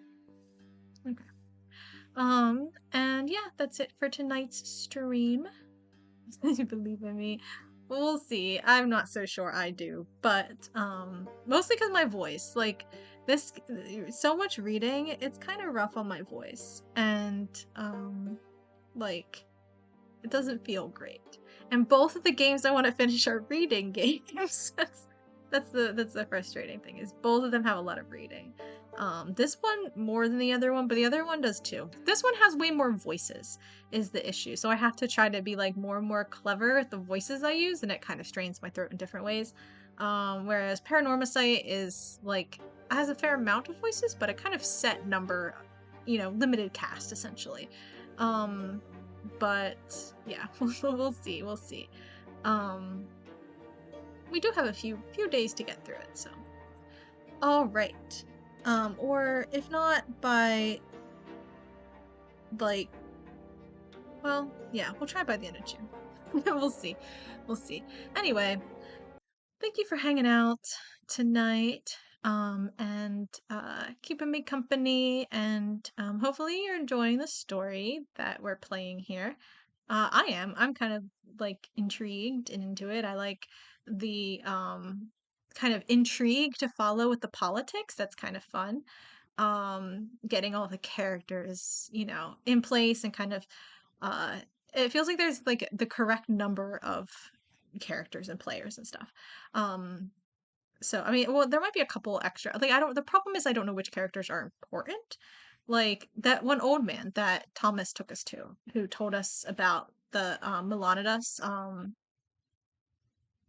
You heard about it before I played it. It's way more interesting. It's like, me too, me too. When like I heard about it, I was like, oh, okay, that'll be like a one-off stream. Like, I was like, I'll pick like a Saturday night or something, and maybe like, finish it off in like 3 hours or so. It'll be a quick one. Because again, the fact that they seem to be advertising like, oh, replayability, you can like take different routes through and stuff like that. And I think I mentioned this before. It made me think of Long Live the Queen, which relies on its quick replayability. And so I was thinking that that was, kind of what the vibe was of this. But it's clearly not the case. I've been, let's see, how many? Okay, 8.6 hours is what Steam says. So that's like pretty good amount of hours, I'd say. Um, and that does it update as I play? Because it feels like it's been longer. Because it was literally like 3 hours tonight. Well, I guess some of the other nights I only played for like an hour when I played. I think this is like the fourth evening I played this. Um, but yeah, it's definitely way more than what I thought. And I was also like kind of worried that like once played like the first night of it, I was like, oh, it's just so much reading. It's just reading. It's like just a book. There's nothing exciting. This is gonna be so boring. Everyone will hate it. And like maybe everyone hates it. I don't know. But I think it's pretty interesting because you can still like talk about the events and stuff, and it's like still enough going on, to at least keep me entertained. So and the characters and the relationships with the characters feels pretty good, and yeah, so um I'm enjoying it. But yeah. All right. So that is it for tonight. I'll be back on Thursday and we'll continue playing this. And we'll see what life as a judge in Aniso brings us. A whole new chapter. At least I got finished with the chapter 3 tonight. That was my goal, and I finished it. So good. And yeah. So yeah, I guess that's it. See you guys Thursday, hopefully, and have a good couple days, and or whenever I see you next. And yeah, thanks for hanging out. Have a good night. Goodbye.